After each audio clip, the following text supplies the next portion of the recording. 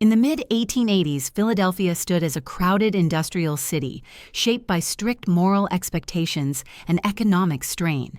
Within its narrow streets lived Sarah Jane Whiteling, an outwardly ordinary woman whose quiet household blended into the hardships and illnesses that often conceal deeper, more troubling realities of that era. Welcome to Darkest Files, where we explore forgotten true crime. Share the place and time you are listening from, and consider subscribing as we begin this quiet, unsettling journey today. In the late 19th century, the city of Philadelphia expanded in slow, uneven rhythms, shaped by factories, narrow streets, and crowded blocks of modest row houses. In these neighborhoods, daily life followed predictable routines, governed by labor, illness, and strict social expectations. The Whiteling family lived among these rows, in a small home that blended into the pattern of brick and mortar, so familiar to working-class districts of the time. Their house held the muted sounds of ordinary life, the creaking of wood floors, the soft clatter of utensils at mealtimes, and the rhythms of chores repeated day after day. For a family with limited means, the home was both refuge and burden, a shelter against the harshness of the streets and a reminder of the constant pressure to survive. It was in this environment that Sarah Jane Whiteling managed her household with a quiet determination, maintaining appearances in a society that scrutinized women, especially widows or those of uncertain financial stability, for any sign of moral failure or disorder. The neighborhood surrounding the Whiteling home carried the typical atmosphere of a working community in the 1880s. Laborers returned from long shifts covered in grime, while mothers tended to children who played in alleys lined with ash barrels and laundry lines strung between windows. Church bells marked the passing of hours, and small shops opened their doors each morning to supply food on credit to families who stretched every dollar. There was comfort in predictability, but also a silence about personal hardship. Neighbors acknowledged one another with nods, but rarely pried. Privacy was respected, and the internal struggles of a family remained largely invisible unless misfortune became impossible to overlook. Within these surroundings, the Whiteling family appeared unremarkable, blending easily into the daily flow of life. Their modest circumstances were neither unusual nor notable in a district where illness, malnutrition, and occasional tragedy were familiar companions. Sarah was known to be reserved. She tended to her children and to the upkeep of the home with a calm demeanor that left little room for suspicion or gossip. Many women of her time carried similar burdens, managing households with limited resources and relying on their own judgment to navigate the difficulties of sickness or sudden expense. The expectations placed on women were high, demanding quiet endurance and moral steadfastness, even in the face of overwhelming challenges. Sarah fit neatly into this mold in the eyes of those around her. She appeared dutiful, steady, and controlled, all qualities that allowed her to pass unnoticed in a world that valued order and stability. Her family did not draw attention. They struggled as others did, and their difficulties did not seem extraordinary. Yet beneath the surface of ordinary life, certain details began to shift. Small changes in demeanor or routine often went unnoticed at first, and the Whiteling household was no exception. There were days when neighbors sensed an unusual stillness around the home, as if the usual movement of family life had slowed or retreated inward. Windows that were once open to draw in the morning air remained closed for longer than expected. Curtains hung in place even when the sun rose higher in the sky. Such observations were subtle and easy to dismiss, part of the natural ebb and flow of life's demands. Families often endured illnesses or private disputes that kept them indoors for extended periods, and there was no reason, at first, to suspect anything amiss. Inside the home, Sarah maintained her routines, though perhaps with a touch more rigidity than before. She moved deliberately, completing tasks with a quiet focus that gave the impression of deep thought rather than distraction. The children, too, seemed more subdued, their presence softer than in previous months. Meals were simpler, outings less frequent, and the overall atmosphere held a faint tension that no outsider could quite define. In the context of the era, such shifts could have been attributed to financial strain, seasonal illness, or personal grief. Life was hard in these neighborhoods, and families often carried more burdens than they could express. The pressures weighing on women like Sarah were not insignificant. The economic realities of the time meant that many households relied on piecemeal income, occasional assistance, or insurance policies designed to offer a small cushion in the event of death. Burial insurance, in particular, was common among the working class, providing families with funds to avoid pauper graves and to host funerary rites deemed essential for maintaining dignity. These modest policies were widely used and seldom questioned, as early death was far from rare in overcrowded districts where disease spread quickly and medical care lagged behind modern standards. For many families, insurance served as a fragile safeguard against financial ruin during moments of loss. For others, it became a routine matter of prudence rather than a sign of unusual preparation. In the Whiteling household, such matters blended into the fabric of daily life. Sarah's responsibilities included managing small payments, organizing necessities, and ensuring her family remained within the narrow boundaries of stability. She approached these tasks with seriousness, perhaps more so as time went on. Neighbors occasionally noticed her visiting shops or insurance offices with a composed expression that revealed little emotion. Some attributed her demeanor to exhaustion or personal hardship. Others simply considered it part of her character. Emotional restraint was highly valued in women during this era, seen as evidence of moral strength rather than suppression. Sarah's quiet presence fit comfortably within these societal expectations. As days passed, the subtle quietness within the home deepened. The atmosphere felt heavier, though no single event explained the change. Even the children's movements became softer, their voices less frequently heard. This lowering of sound within a once lively household was noticeable in a neighborhood where the thin walls of row houses carried every noise from one family to another. Silence, especially prolonged silence, stood out. A few neighbors mentioned it in passing, wondering whether illness had struck the home or whether Sarah was overwhelmed by responsibilities no one else could see. But no questions were asked directly. The customs of the time discouraged intrusion, and every household protected its privacy behind closed doors. One evening, as the sun set behind the clustered buildings, the Whiteling home appeared unusually still. Lamps flickered behind drawn curtains, casting faint shadows on the narrow street. The muted glow hinted at life inside, but no movement broke the silence. The air seemed to settle around the house in a way that suggested something unspoken, an internal shift that had not yet surfaced into public awareness. Neighbors paused briefly as they passed, noting the quiet but continuing on their way. Life moved forward, unaware that this moment of stillness marked the first turning point in a series of events soon to unfold. In that gathering quiet, the household seemed suspended, waiting. What lay behind the closed doors remained hidden, but the stillness carried a weight that lingered as night settled. It was in this silence that the earliest signs of change formed, subtle and unrecognized, setting the stage for what would come next, when the quiet would give way to loss and suspicion. For now, the house remained shrouded in an unexplained calm, a pause before the first event that would draw the attention of outsiders. The scent of night still clung to the air when the first light drifted across the narrow Philadelphia street. It touched the uneven brick walls, the sagging shutters, and finally, the front of the Whiteling home, where the curtains remained drawn despite the rising dawn. Inside, the quiet that had settled over the household the evening before had not lifted.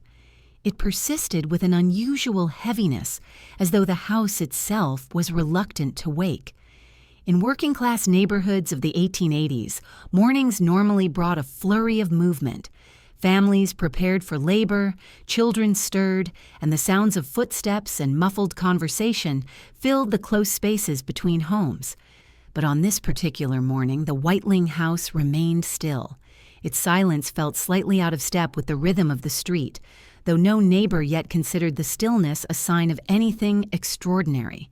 Life often slowed in homes touched by sickness, and such pauses were not uncommon. When the first signs of activity finally stirred within the house, it was not with the familiar sounds of routine. Instead, it was marked by hurried movements, subdued voices, and the faint tremor of distress. The specifics were not immediately visible to those outside, but the shift in atmosphere was noticeable. Soon word spread quietly along the street that the Whiteling family had suffered a tragedy. One of the children had fallen ill during the night and had not survived until morning. In an era when childhood mortality was high, such news, though heartbreaking, did not provoke immediate suspicion. Diseases carried by contaminated water, poor ventilation, and unsanitary living conditions often claimed young lives with little warning.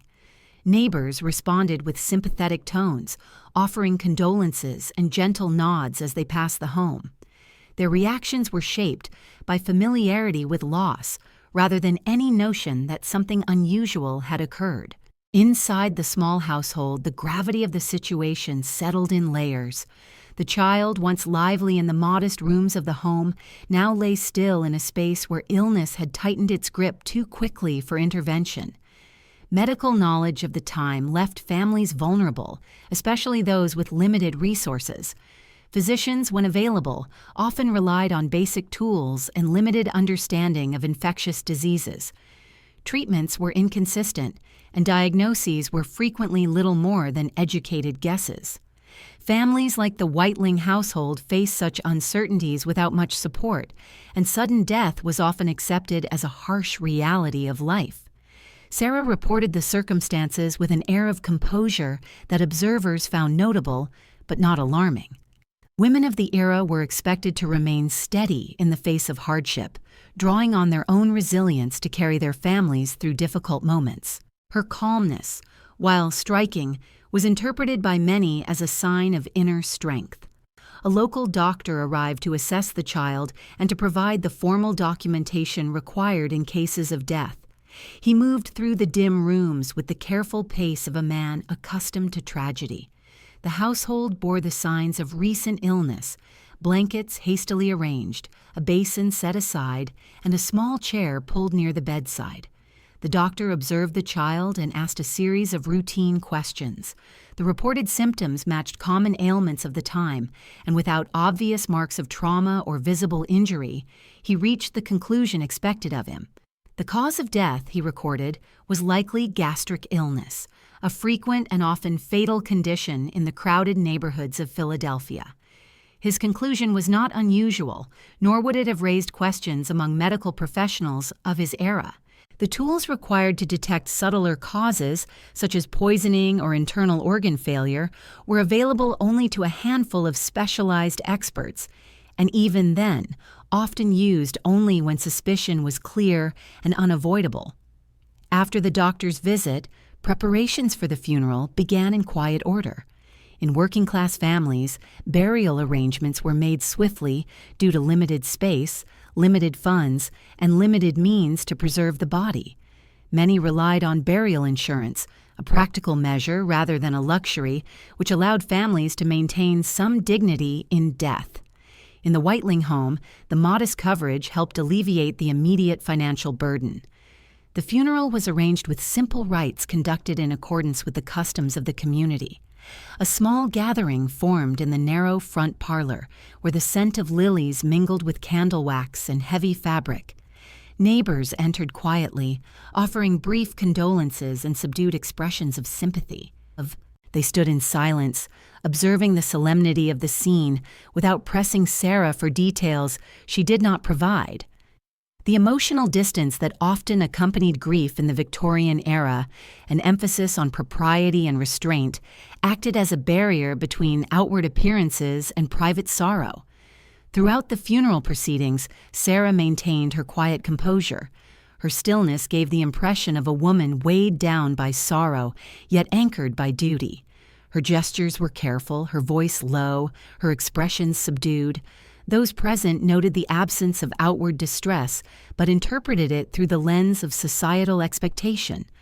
Women were often judged by their ability to hold themselves with grace in moments of loss, and emotional restraint was sometimes praised as evidence of character. In this context, Sarah's demeanor seemed appropriate, reinforcing the belief that she was navigating the tragedy with strength. No one suspected, at this early stage, that something within the home was deeply amiss. As the service concluded, the final arrangements were made, and the child was taken to the burial ground where so many others of the city's poor were laid to rest. The air was cool, and a light breeze rustled through the sparse grass. The small procession returned to the neighborhood, where daily life slowly resumed around the Whiteling household. Yet despite the return of routine, the atmosphere within the home did not fully lift. A faint heaviness remained, as though the walls themselves remembered the recent loss. The neighbors sensed it in passing, and some paused more often at their windows or doors, glancing toward the house with quiet concern. Still, no one raised questions aloud. Grief often left a particular stillness in its wake, and families were given space to navigate it privately. In the days that followed, the scent of funeral flowers lingered in the parlor, their fading fragrance a melancholic reminder of the loss that had settled over the household. The flowers stood in a vase near the window, their petals beginning to wilt, holding the remains of their former beauty while signaling the passage of time. Late in the afternoon, sunlight filtered through the curtains, casting thin beams across the petals and onto the stillness of the room. The parlor, once a space of everyday use, now felt suspended in quiet reflection. The air carried an unspoken weight, a presence that seemed to linger even as the rest of the house gradually returned to its ordinary rhythms. This lingering scent, this muted room and the subtle shadows stretching across the floor, all formed a delicate boundary between the life that had been and the quiet uncertainty that lay ahead. It was within this softened light that the household continued forward, unaware that the events of this first tragedy would soon be joined by others, each deepening the shadows over the home. For now, the parlor held its silence, the scent of flowers mingling with the hush of early evening. The days ahead would bring questions, but at this moment the home remained suspended in the calm that follows loss, with only the faint aroma of fading blooms marking the passage of time. The parlor remained muted in its stillness, the fading flowers holding their gentle fragrance as the days moved on. Their scent drifted through the doorway and into the hall, mixing with the everyday odors of a modest working household. It formed a quiet reminder of the recent loss, lingering long after neighbors assumed the family had begun to heal. Life inside the Whiteling home began to resume its routines, though with a slower rhythm and a heaviness that had not been present before the tragedy. The atmosphere seemed to rest between two states, neither fully grieving nor fully returning to normal, as though the household hesitated to cross an invisible threshold. In the mornings, Sarah moved through her chores with deliberate motions. Her steps were soft, her posture meticulous, and her silence more pronounced than usual. Yet she remained composed, maintaining a sense of order that reflected the expectations placed upon women of her era. The responsibilities of managing a home did not lessen in the wake of loss. If anything, they grew heavier. Outside, the neighborhood continued its routines with indifferent regularity. Horses pulled carts over the uneven streets, leaving the scent of manure mingling with coal smoke from nearby factories. Children resumed their play in alleys, their voices punctuating the day with bursts of laughter and argument. Shopkeepers opened their doors early, arranging goods with practiced efficiency as they prepared for customers who relied on credit and rationed spending. In such a setting, grief was woven into the fabric of ordinary life. A family's loss rarely altered the rhythm of the neighborhood for more than a day or two, as survival demanded constant attention. Even so, a few neighbors occasionally cast quiet glances toward the Whiteling home, noting the subdued manner in which the household re-entered the daily flow of life. Their curiosity was soft and unspoken, tempered by a respect for privacy that shaped interactions within tightly packed residential blocks. The weeks after a funeral often brought practical matters that required attention. Burial insurance policies were particularly common among families of modest means, offering small but necessary financial support. In the 1880s, many working-class parents enrolled their children in such plans, not out of morbid expectation, but out of resignation to the era's harsh realities. These policies provided funds sufficient for burial costs, and sometimes offered a modest remainder intended to ease temporary financial strain. In a time when wages were inconsistent and illness could devastate a household, such payments were both a relief and a necessity. For insurance agents, the work was routine. They moved through neighborhoods on predictable schedules, collecting premiums and managing claims with a formality shaped by industry protocol. Their presence was so common that neighbors rarely noticed when an agent visited a particular home. Conversations were brief, written records were maintained with care, and transactions were completed with an efficient professionalism that left little room for emotion. It was within this broader context that an official envelope arrived at the Whiteling home, delivered quietly and without ceremony. The envelope, marked with the insignia of the insurance company, rested neatly on the household table where sunlight gradually reached it as the morning progressed. Its crisp edges and sealed flap stood out against the worn surface of the table, drawing an unspoken focus. In the dimness of the small room, the envelope seemed to sit with a significance that was easy to overlook but impossible to ignore entirely. It represented a practical matter, a necessary step in the aftermath of loss, yet it also introduced a subtle shift in the household's internal atmosphere. When Sarah approached the envelope, her movements were measured. She handled it with the same quiet composure she applied to all tasks, but her face revealed little of what she might have felt. The document inside confirmed the release of the insurance payment, a modest sum that aligned with the typical policies held by families of their means. For many households, such funds provided temporary relief in times of difficulty. They offered a buffer against overdue rent, unpaid grocer's bills, or other pressing expenses that accumulated when illness or funeral costs disrupted the fragile balance of daily finances. To the outside observer, Sarah's receipt of the funds would have appeared entirely expected. There was no outward indication that the money would draw any attention or that it would eventually become part of a larger, more troubling pattern. In the days that followed, life continued with its restrained pace. Sarah managed the household accounts with precise attention, sorting through receipts, arranging small payments, and tending to the needs of her surviving children. Her diligence aligned with the behaviors expected of a widow or mother managing a household under strain. Society placed significant emphasis on frugality, morality, and careful stewardship. Women, especially those in precarious financial situations, were expected to demonstrate discipline and propriety. Sarah's methodical approach appeared consistent with these expectations. Neighbors who observed her movements interpreted her behavior through the familiar lens of practical necessity rather than suspicion. Her calm demeanor, previously noted during the funeral, seemed to extend naturally into her handling of the household's affairs. Yet within the home, subtle shifts persisted. The air at times felt heavy, as though an unspoken presence lingered beyond the grief already endured. The surviving children seemed quieter than before, their play more reserved and their interactions subdued. In a household marked by recent loss, such adjustments were not unusual. Children often internalize their grief in different ways, displaying silence rather than outward expressions of sorrow. Their subdued behavior blended into the overall atmosphere, unnoticed beyond the home's narrow walls. But for those who later examined the case, this quietness would take on a different meaning, one that hinted at deeper undercurrents within the household. As afternoon light filtered through the windows, the envelope from the insurance company remained on the table for several days, its papers reviewed and then set aside. The presence of official documents in a modest home carried a weight shaped by the bureaucracy of the era.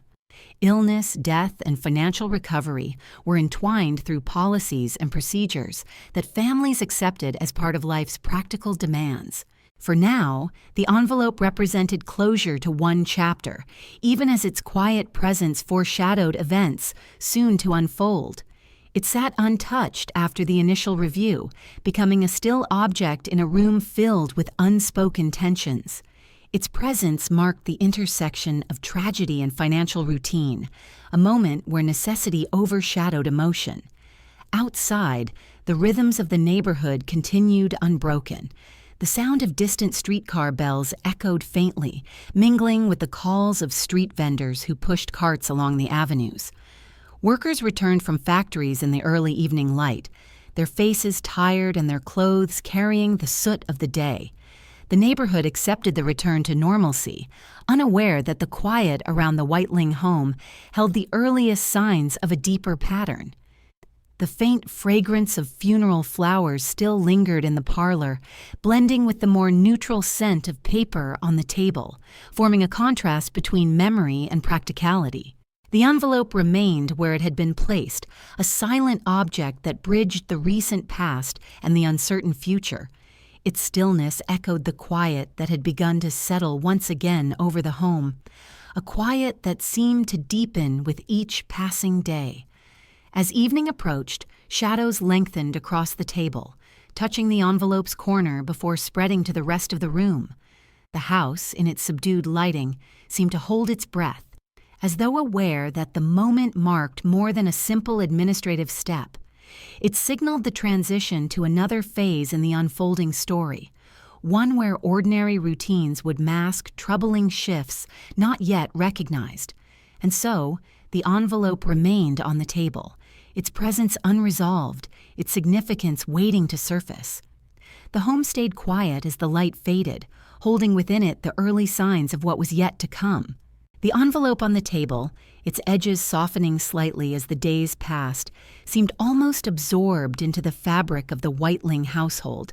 It remained a quiet object in the dimly lit room, its presence no longer immediate, yet not forgotten. The significance it carried, part closure, part continuation, lingered in the air like a faint echo. The subtle shift it introduced into the home was perceptible only in retrospect, though at the time it blended into the ordinary rhythms of life.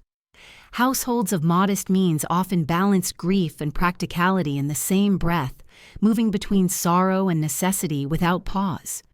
In this regard, Sarah's home appeared to follow the expected pattern. She tended to tasks with measured discipline, her movements steady and composed. Her responsibilities remained constant, and her manner revealed little of what might have been simmering beneath the surface. To the outside world, she seemed simply to be navigating the difficult period that followed the loss of a child, a tragically familiar struggle in crowded working-class districts. But beneath the routine, subtle signs of tension continued to build. The air within the home felt heavier, not with the acute sharpness of fresh grief, but with a quiet, persistent strain. Even the children seemed more reserved than before. Their voices, once occasionally rising above the ambient noise of the neighborhood, carried less frequently through the thin walls. They moved with a hushed awareness, as though treading carefully through spaces filled with fragile emotions.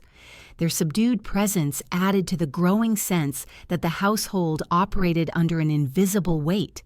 Yet such changes were not dramatic enough to draw immediate concern from outsiders.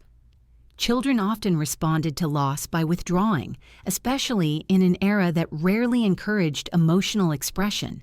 To neighbors, their quietness blended seamlessly into the lowered hum of a home recovering from tragedy.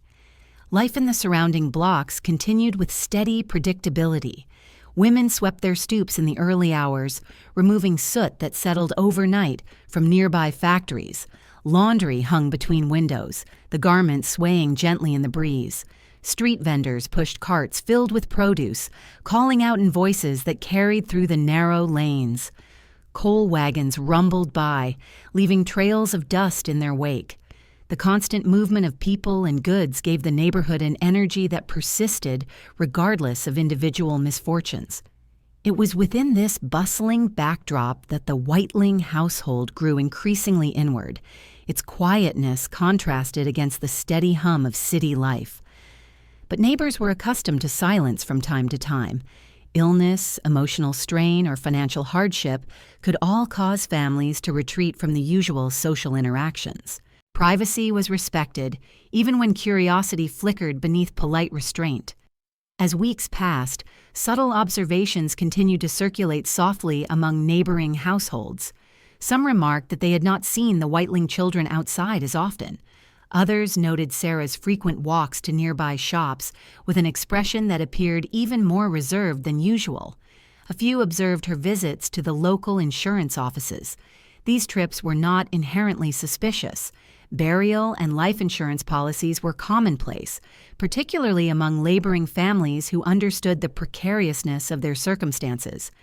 Insurance agents often attracted steady business from women managing households on limited means, and Sarah's visits could easily have been interpreted as practical matters related to recent events. Still, those who noticed her movements sensed a faint tension in the way she carried herself, though they could not identify its cause. Sarah managed her household finances with a meticulous care shaped by necessity. The cost of food, rent, and coal required constant vigilance. Families often lived on the edge of financial strain, and even small disruptions could escalate quickly. In this context, insurance policies provided a buffer, albeit a modest one. Many families held multiple small policies, each covering a minimal sum but collectively offering a measure of security. The practice was widespread and unremarkable, though later investigators would scrutinize such policies with heightened attention. For now, Sarah's engagement with insurance matters appeared consistent with the norms of her community, and no questions were raised. The paperwork, the payments, and the occasional visits to the agent blended into the broader landscape of routine obligations. Yet inside the Whiteling home, the atmosphere of quiet tension continued to deepen. There were days when the interior seemed cloaked in a stillness that exceeded mere grief. The windows remained shuttered longer than necessary, filtering the sunlight into thin streaks across the floors. Meals were prepared with predictable regularity, but the air around the table held the sense of something unspoken. The rhythm of the household felt delicate, as though each movement risked unsettling an invisible balance. Even the sounds of the neighborhood, vendors calling, children laughing, wagons rattling along the street, seemed muted inside the house, dampened by the thickened air that had taken hold in its rooms. Toward evening, when the street outside softened under the waning light, the quietness within the Whiteling home became more pronounced. Shadows lengthened across the parlor, stretching slowly as the sun dipped behind the row houses. The fading flowers, still lingering on a side table, though now nearly devoid of fragrance, cast faint silhouettes against the wall. The scene evoked a sense of suspended time, as though the household remained anchored to the moment of loss, unable or unwilling to fully return to the patterns of ordinary life. Such stillness, though subtle, formed the backdrop to the next shift in the household's unfolding story. One night, roughly a few months after the first death, the familiar heaviness within the home took on a more unsettling edge. The children, though quiet, had resumed some degree of normalcy in their routines, yet their movements seemed burdened by an underlying anxiety. Sarah's behavior also appeared sharper in its focus. She worked with a precision that bordered on rigidity, her gestures careful but imbued with an intensity that had not been present in the months before the tragedy. Her demeanor remained calm in appearance, yet observers who would later recount their impressions described a sense of withdrawal, as though she had become more enclosed within herself. Whether this shift reflected grief, stress, or something else entirely remained unclear at the time. It was during this period of quiet tension that a second sudden death struck the Whiteling household. The circumstances, as reported, bore similarities to the earlier tragedy. The symptoms appeared quickly, the decline progressed rapidly, and the household once again found itself enveloped in a hushed flurry of distress. A doctor was summoned, moving with professional haste through the cramped rooms. He observed the patient, listened to Sarah's account, and assessed the scene with the limited diagnostic tools available to him. His conclusion echoed that of the previous incident: natural causes, likely linked to the illnesses that so often swept through crowded neighborhoods where sanitation and health knowledge lagged behind the needs of the population. Sudden illness did not strike as unexpectedly as modern expectations might suggest. Infectious diseases, contaminated water, and poor nutrition all contributed to frequent fatalities. Word of the second death traveled quickly through the neighborhood, carried in low tones among those who had attended the funeral months earlier. The recurrence was unsettling, yet still not outside the realm of possibility. In districts where mortality rates were high, multiple tragedies within the same household were met with sympathy and sorrow rather than suspicion. Neighbors spoke of misfortune, of the unfairness that sometimes visited particular families, and of the need to offer quiet support. Their voices blended into the greater hum of the city, which absorbed personal losses into its ever-moving landscape. Still, beneath their condolences, a note of unease began to form. 2 deaths within one home in such a short span created a subtle shift in perception. People began to pause a bit longer when passing the Whiteling home, their eyes lingering on the drawn curtains and closed door. Conversations, though restrained, carried traces of uncertainty. Some wondered whether an illness remained in the household, perhaps something contagious or lingering. Others felt an undefined discomfort, a sense that something in the home did not align with what they understood of ordinary misfortune. But such thoughts remained vague, unarticulated even to themselves. The funeral that followed was quieter than the first. Attendance was smaller, the air heavier. The same parlor held the same faintly scented flowers, though this time the atmosphere felt altered. The subdued voices of those who came blended with a soft apprehension, unspoken but present. Sarah remained outwardly composed, her behavior nearly unchanged from the first funeral.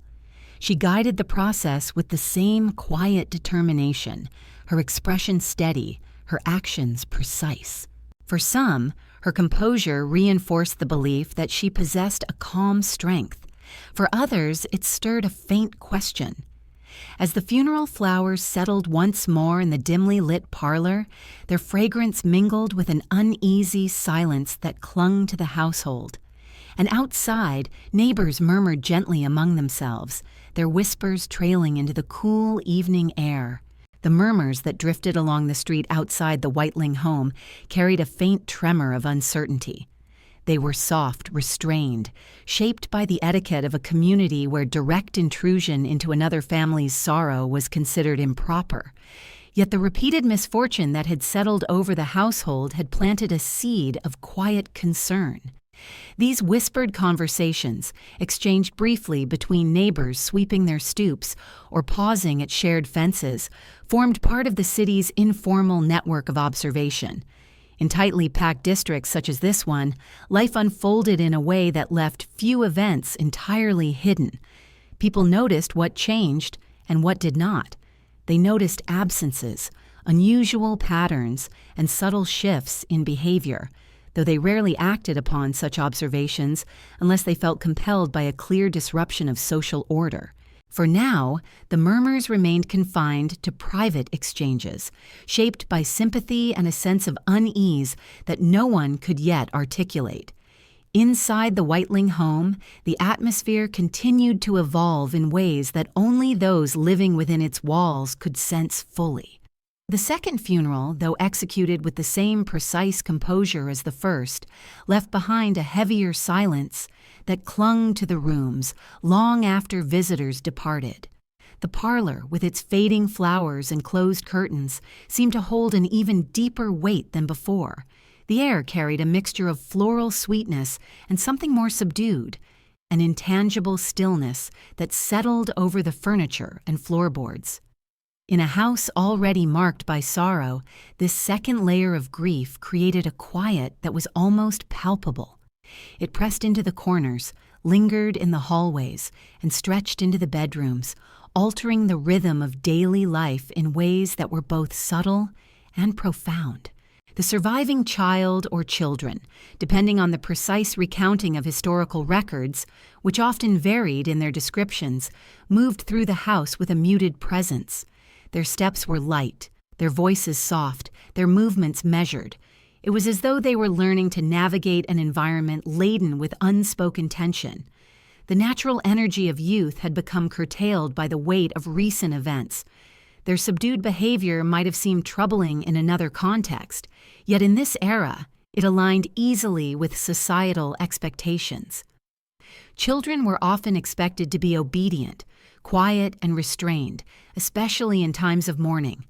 Emotional expression was neither encouraged nor understood in the ways it is today.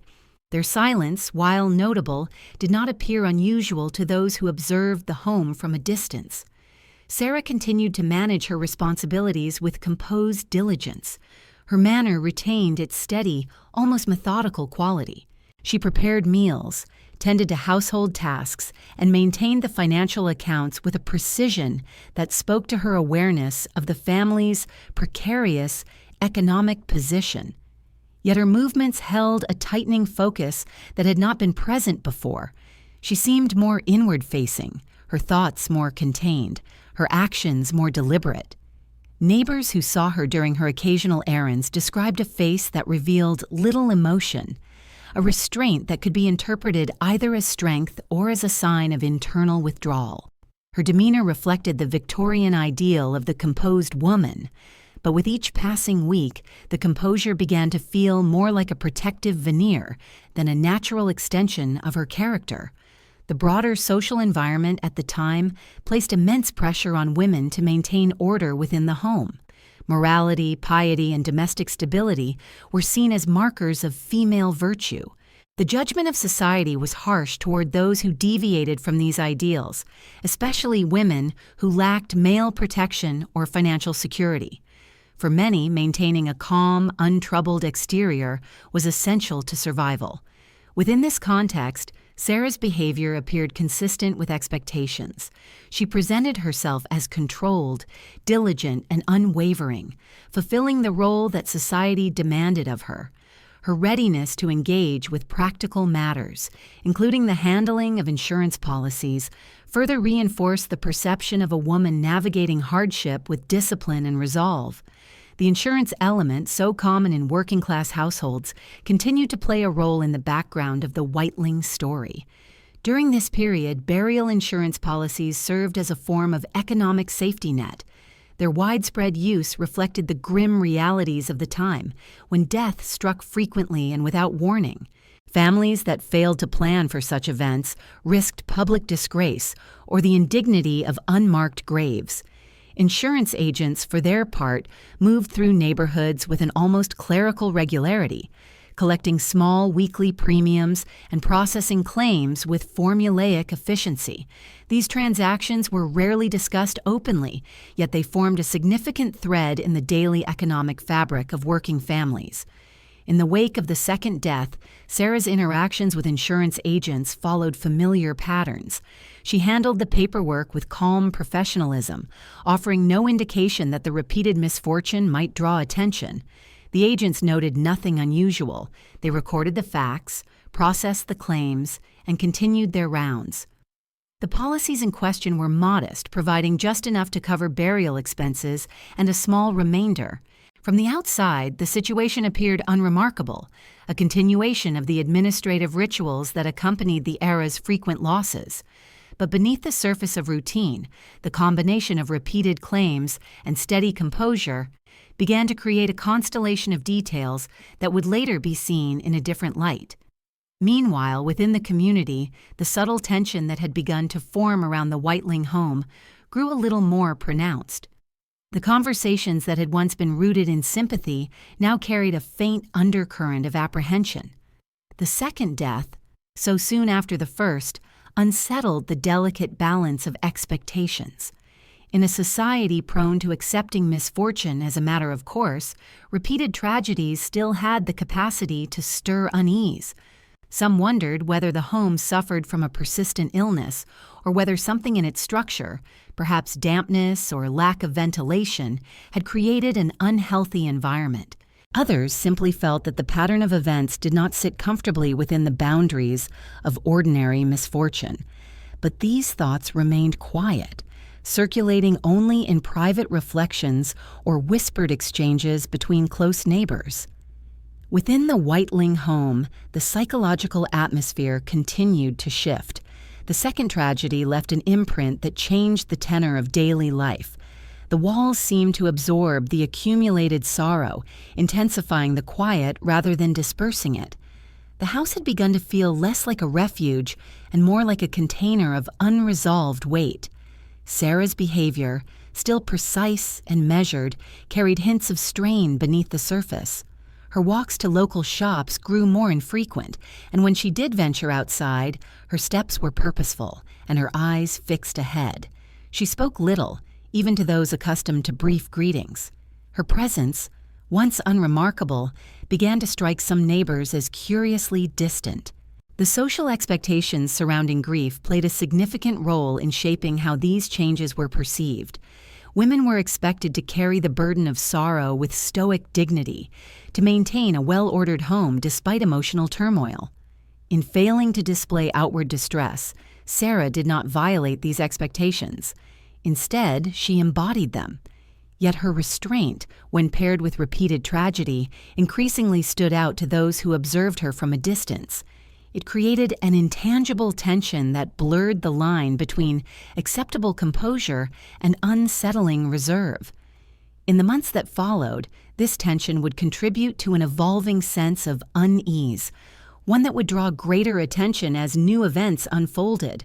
For now, however, the household remained wrapped in its quiet mourning. The routines of the city persisted around it. The streetcar bells chiming, the factory whistles sounding, the vendors calling out their daily wares. Against this backdrop of urban life, the Whiteling home seemed locked in a slower, heavier rhythm.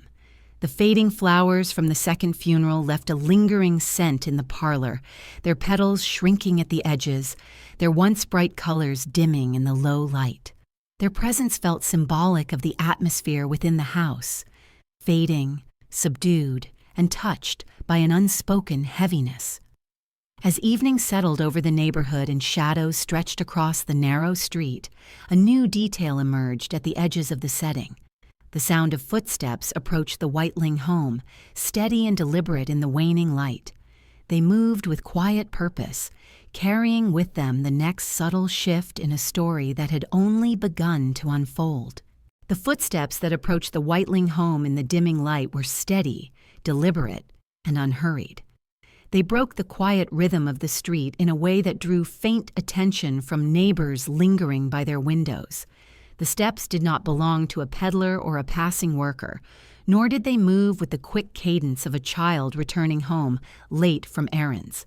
Instead, they carried the weight of someone accustomed to entering the homes of the bereaved with a gentleness shaped by duty. As the figure reached the small stoop, the sounds softened, falling into the muted hush that surrounded the Whiteling household. When the visitor knocked, the sound was firm but controlled, neither abrupt nor intrusive. It signaled respect for the family within, yet also announced the presence of someone who felt compelled to call at a house that had seen too many sorrows in recent months. The visitor was a local minister, a figure familiar throughout the neighborhood. Ministers often serve not only spiritual roles, but also practical ones, offering support, guidance, and sometimes quiet inquiries when repeated misfortune struck a family. Their presence was generally welcomed, perceived as a source of comfort in households overwhelmed by hardship. In communities where grief was frequent and resources scarce, a minister's visit signified compassion, not suspicion. Yet even compassion carried subtle expectations. Ministers observed, listened, and sometimes reported their concerns to other authority figures when circumstances warranted it. They existed at the delicate intersection of pastoral care and social oversight. When Sarah opened the door, her demeanor remained steady, her expression composed in the same calm manner that had marked her interactions since the funeral. She greeted the visitor with the reserved politeness typical of her character. The minister stepped inside, removing his hat with a solemn nod as he entered the dimly lit parlor. The remnants of the funeral still lingered there, a faint floral scent intertwined with the stale heaviness that had settled into the room's corners. The minister noted the subdued atmosphere, though he did not remark upon it. He carried himself with the slow, measured gait of a man familiar with sorrowful spaces. His observations, however, extended beyond the usual pastoral instincts.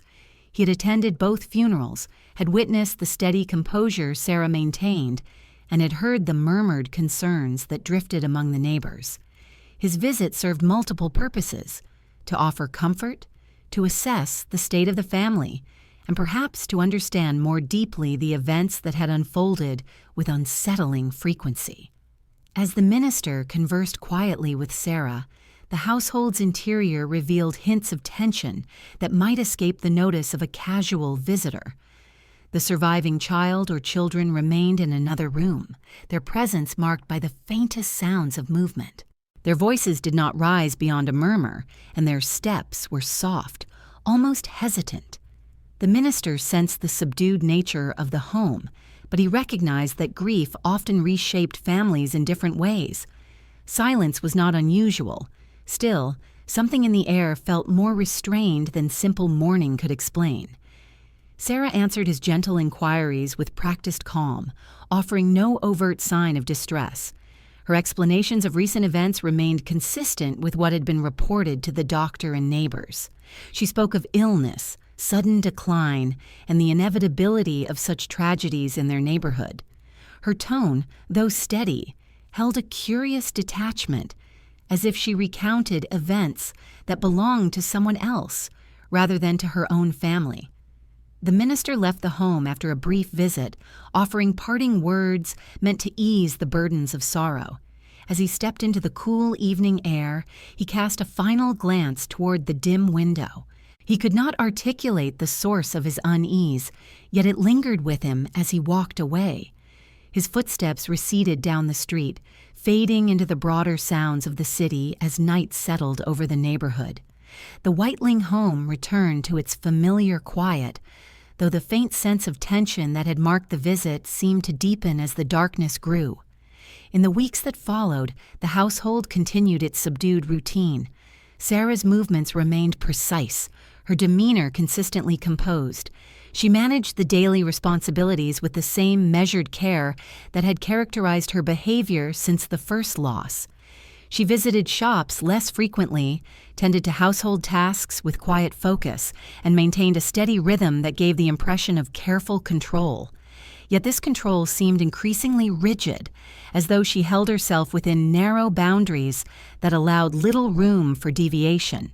The surviving children continued to move with a subdued presence, their interactions softened by the lingering atmosphere of the home. Their quietness had become a fixture of daily life. Neighbors continued to discuss the repeated tragedies in soft tones. Their initial sympathy had shifted into a more cautious form of concern. They spoke of the household stillness, of the drawn curtains, of the absence of children's voices. These observations remained private, confined to hushed exchanges between mothers at their fences or whispered remarks passed along during church gatherings. The community's attention, though restrained, gradually sharpened as people struggled to reconcile the repeated misfortune with the quiet composure Sarah maintained. The unease that had first emerged after the second death now evolved into a subtle but persistent question. Could such sorrow truly fall upon one family by chance alone? It was during this period of quiet speculation that the unthinkable occurred once more. A third sudden illness swept through the Whiteling home, this time affecting Sarah's young daughter. The child's decline unfolded rapidly, echoing the patterns of the previous deaths. Illness struck during the night, and by dawn the situation had grown dire. Sarah summoned the same doctor who had attended the earlier incidents. He arrived with a familiar sense of dread, his steps carrying the weight of the tragedies he had already witnessed within the home. He moved through the small rooms with practiced care, yet something in his demeanor reflected a deepening concern. He examined the child, taking note of the symptoms, the progression, and the overall context. This time, however, subtle details captured his attention in ways they had not before. The child's condition bore a resemblance to the earlier deaths, yet there was something more pronounced in the physical signs. A faint discoloration, a tightening of the muscles around the mouth, a pattern of distress that followed a certain path. His assessment, though constrained by the limitations of contemporary medical knowledge, stirred unease in his professional judgment. While he could not immediately identify the cause, he sensed that the pattern was no longer easily explained by common illnesses. His mind drifted toward possibilities that he had initially dismissed, uncomfortable notions that suggested something beyond natural disease. The child did not survive the morning. When the doctor prepared the necessary documentation, his hand hesitated slightly over the page. He wrote the cause of death as he had before, but this time his note carried a quieter, more cautious uncertainty. He lingered over the body longer than usual, examining details with a more critical eye. The limitations of the era prevented him from drawing firm conclusions, yet his instincts urged caution. As he left the home, he paused at the doorway, glancing back into the dim interior. The air inside felt heavy, almost suffocating, as though the walls themselves were struggling under the weight of repeated tragedy. He stepped outside with a slow, contemplative breath, carrying with him a growing suspicion that he could not yet articulate to others. News of the third death traveled quickly through the neighborhood. This time, the response was not merely sympathetic murmuring, it carried a sharper edge, a tremor of alarm. 3 deaths within a short span seemed beyond the realm of ordinary misfortune. Neighbors exchanged looks heavy with concern, though still tempered by the reluctance to openly question a grieving mother. They gathered in small clusters, speaking in hushed tones of lingering illness, of misfortune, of something they could not name. The community took notice in ways it had not before. The quiet sorrow surrounding the Whiteling home now had the weight of mystery. Meanwhile, the doctor who had attended all 3 deaths reported his concerns to medical authorities. His observations, though limited, prompted a closer look at the pattern unfolding in the household. The inconsistencies, the repeated nature of the tragedies, and the subtle physical signs that did not fully align with common illnesses led him to suggest a more thorough examination. His hesitation had evolved into suspicion, and so official attention turned toward the quiet home on the narrow street, where grief had lingered too long and too often. As evening descended once more, the doctor sat with his notes, the faint sound of lamplight flickering across the paper. His pen rested on the table beside him, and for a moment he stared at the details he had recorded, uncertain of their full meaning, yet convinced they demanded further scrutiny. The room around him grew dim, the shadows lengthening, as he contemplated what steps might be taken next. Outside, the city continued its restless pace, but within the doctor's study, a quiet, pivotal moment unfolded. His notes, resting beneath his hand, held the first seeds of an inquiry that would soon reach far beyond the confines of the neighborhood. The doctor's notes lay open on his desk, the lamplight pooling across the ink in a soft golden sheen. For several long minutes he studied the pages in silence, tracing and retracing the patterns that had begun to trouble him. Each entry held details that, on their own, might have been attributed to natural causes, but when placed side by side, the similarities no longer looked like coincidence. The rapid onset of symptoms, the sudden decline, the consistent physical signs, and the timing of each death formed a sequence that pressed against the boundaries of plausibility. In the medical world of the 1880s, practitioners often faced the limits of their knowledge, but they also relied heavily on experience.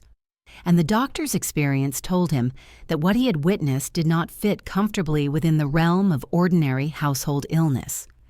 The faint unease that had accompanied the second death had now sharpened into something more pointed. As he leaned back in his chair, the room around him seemed to fade into the background. His thoughts circled the possibilities, each one carrying a weight that felt harder to ignore. In another era, he might have had access to advanced diagnostic tools or laboratory analysis capable of providing clarity. But in the late 19th century, the path to uncovering the truth was far more complex. Toxicology existed, but its application was limited, often only pursued when suspicion reached a certain threshold. Exhumations required official approval and were not undertaken lightly. Yet the doctor's instincts urged him toward these steps, even as he grappled with the gravity of what such actions implied. To request further investigation meant acknowledging the possibility of unnatural causes, an implication that carried profound consequences for the family involved. The following morning, he met with medical and city officials, sharing his concerns in measured tones.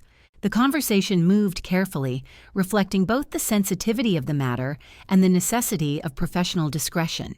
The officials listened with increasing seriousness as the doctor outlined the recurring symptoms, the rapid progression of each illness, and the subtle signs that had drawn his attention.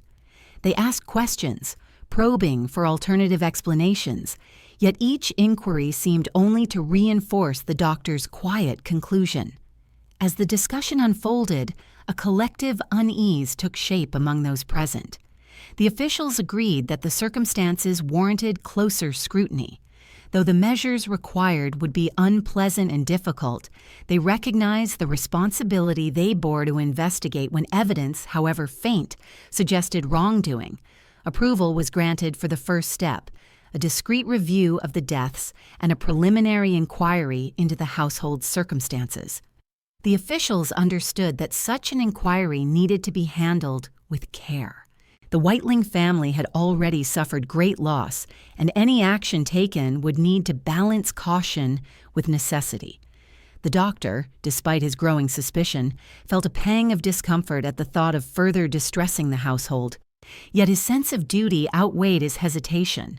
The community relied on him, and he could not ignore the signs that troubled him. In the days that followed, the inquiry began quietly. Authorities examined death records, compared timelines, and consulted with other medical professionals to determine whether the pattern could reasonably be attributed to environmental or infectious causes. The possibility of a contagious illness was considered, but the lack of spread beyond the family members weakened that theory. Contaminated water or food sources were also discussed, yet no evidence supported these explanations. As each alternative was weighed and gradually set aside, the focus shifted toward more deliberate causes. The officials approached the matter with sober deliberation, aware that suspicion alone was insufficient to take drastic action. Still, the groundwork for deeper investigation had been laid. Despite the discreet nature of the inquiry, hints of official attention reached the neighborhood through subtle changes. Residents observed unfamiliar individuals walking the streets, speaking quietly with one another, or stopping momentarily to glance toward the Whiteling home. These figures carried themselves with purposeful restraint, their manner suggesting they were not ordinary passers-by. Such details did not go unnoticed. Neighbors, already unsettled by the repeated tragedies, began to speculate quietly among themselves about the meaning of these new observations. Their conversations remained cautious, but the tone shifted from sympathetic sorrow to muted concern. Within the Whiteling household, life continued under the weight of the recent loss. Sarah maintained her rigid composure, tending to her responsibilities with an even sharper precision than before. The surviving child or children moved through the rooms with a subdued presence, their quietness deepening in the wake of the latest tragedy. Their world had become marked by grief and uncertainty, and their movements reflected the heavy atmosphere that enveloped their home. Sarah's interactions with neighbors grew less frequent, her walks outside rarer. She spoke little, offering only the briefest polite remarks when necessary. Her face, once simply reserved, now appeared closed in a way that kept others at a distance. As the quiet inquiry progressed, officials took the difficult step of recommending exhumation of the bodies. This action, though heavy with emotional consequences, was deemed essential to uncovering the truth. The decision reflected a growing conviction among authorities that the pattern of deaths required scientific examination beyond what had been possible at the time of each incident. Though public knowledge of this development remained limited, the decision set in motion a series of formal procedures that would soon break the quiet anonymity surrounding the Whiteling home. The day of the exhumation arrived with a somber air. In the early hours of the morning, officials and laborers gathered at the cemetery, working with careful solemnity. The grounds were quiet, the city's bustle still distant, as they prepared to unearth the graves. The shovels broke through the cool earth in rhythmic motions, each thrust carving away layers of soil. The sound of metal striking dirt echoed softly through the grounds, a stark contrast to the stillness of the cemetery. As the workers continued, the officials stood nearby, watching with steady, grave expressions. The exhumation itself was conducted with professionalism and respect. The remains were carefully retrieved and placed in secure containers for transport to a medical facility capable of performing rudimentary toxicological analysis. In the 1880s, such analysis was rudimentary compared to modern standards, but it offered the best available means of detecting substances that could contribute to sudden death. Arsenic, in particular, was a known toxin that could be identified through chemical testing, even in the limitations of the era. Though the officials conducting the exhumation did not share their thoughts openly, the possibility of poisoning lingered heavily in their minds. Once the remains were transported to the facility, the analysis process began. The laboratory, though modest by modern standards, was equipped with the tools necessary to perform basic tests. A chemist reviewed the doctor's notes, the death records, and the circumstances surrounding the exhumation before beginning his examination. His work required precision and patience. Each sample was handled with care, subjected to tests that could reveal the presence of toxic substances. As he worked, the faint smell of chemicals filled the small room, blending with the quiet concentration that settled over his movements. As the testing progressed, the chemist paused over one of the samples, noticing a faint discoloration that suggested the possible presence of arsenic. He leaned closer, studying the reaction carefully, aware that any finding of this nature carried significant implications. The discoloration grew more defined as the test continued, confirming his initial suspicion. Though more analysis would be needed to verify the results, the early indication pointed toward the presence of a substance that had no place in the natural course of illness. He set the test tube down slowly, his expression solemn. The discovery, though preliminary, marked a turning point in the investigation. It introduced a new and unsettling dimension to the repeated tragedies within the Whiteling home. The chemist's silence in that moment held the weight of what he had uncovered. The faint discoloration in the test tube represented more than a chemical reaction. It marked the beginning of a shift from quiet concern to active suspicion. Outside the walls of the laboratory, the city continued with its usual rhythms, unaware of the change underway. But inside the small room, the first tangible sign of possible wrongdoing had emerged, setting the stage for a deeper and more urgent inquiry. The shovels that had broken the earth left behind narrow, uneven cuts in the cemetery soil, and as the workers stepped away from the open ground, the cool morning air settled around them with a quiet finality. That same air lingered in the cramped laboratory where the exhumed remains had now been transferred.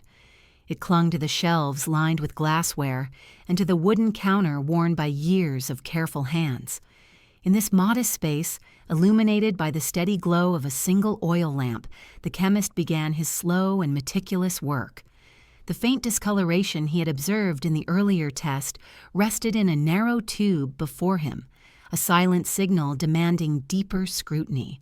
He understood the weight that rested in that faint reaction, the subtle shift in color that suggested arsenic, a substance readily accessible in the era, yet capable of ending life quietly and efficiently. But in matters of such magnitude, certainty could not rest on a single observation. He moved with deliberation, repeating tests, preparing fresh reagents, and comparing results across samples. Each movement was measured, each step shaped by the knowledge that the truth uncovered here would ripple far beyond the confines of the laboratory. The air grew heavy with the faint scent of chemicals as reactions unfolded, some producing no notable change, while others revealed subtle patterns that aligned with the presence of toxic substances. The chemist's face remained composed, but his eyes sharpened with each passing hour. His training, though limited by the standards of his time, provided him with enough expertise to recognize a consistent pattern. The discoloration was no anomaly.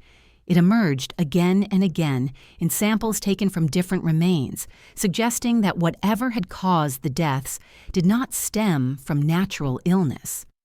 Outside the laboratory, the day progressed with the slow steadiness familiar to the city. Streetcars rattled along their tracks, carrying workers to and from the factories that shaped Philadelphia's industrial pulse. Shop doors opened to the sounds of customers seeking daily necessities. Children's voices rose in the distance, carried by the late morning breeze. Yet in the official buildings where authorities exchanged information, the atmosphere grew less routine. The results from the laboratory had reached the ears of those overseeing the inquiry, prompting a deeper sense of urgency. Though the tests were not fully complete and the results not yet documented in their final form, the implications were clear enough. A pattern of deaths, once attributed to illness, now appeared entwined with the possibility of deliberate poisoning. The chemist, after hours of careful repetitions, stepped back from his work with a steadying breath. The results were conclusive enough to merit immediate attention. He prepared a summary of his findings, recording each detail with the clarity required for official review. His report, though technical in nature, carried a quiet gravity. It described the presence of arsenic with language measured and cautious, yet firm in its implications. When he placed the final sheet atop the stack of notes, he paused, his fingers lingering momentarily over the paper. The laboratory, once filled only with the routine tasks of chemical examination, had become the setting for a revelation that would widen the scope of the investigation. As officials reviewed the chemist's findings, they recognized the need for further steps, interviews, expanded inquiries, and a closer examination of the household at the center of the deaths. Their discussions moved with deliberate caution. Accusations of poisoning were grave matters requiring evidence anchored in both science and circumstance. Even with the laboratory results pointing toward arsenic, the officials understood that they were stepping into a path that would alter the course of several lives. They discussed the next measures quietly, aware that the community was already unsettled by the string of tragedies. Their responsibility lay not only in uncovering the truth, but also in approaching the matter with sensitivity and clarity. Meanwhile, the news of increased official attention did not remain completely contained. While no details had yet been made public, the presence of unfamiliar figures walking the streets, the extended inquiries into local records, and the sudden seriousness in the eyes of community leaders signaled that something significant was unfolding. Neighbors noticed small clues, conversations that ended abruptly when they approached, letters delivered directly to officials rather than through usual channels, and the more frequent presence of constables near the neighborhood's main crossing. The murmurs that had once focused on sympathy now shifted into whispers tinged with anxiety. People spoke softly of the 3 deaths in the Whiteling home, of the unusual quiet that had preceded each one, and of the doctor's uneasy expressions during his visits. Inside the Whiteling household, the atmosphere remained as heavy and cloistered as before.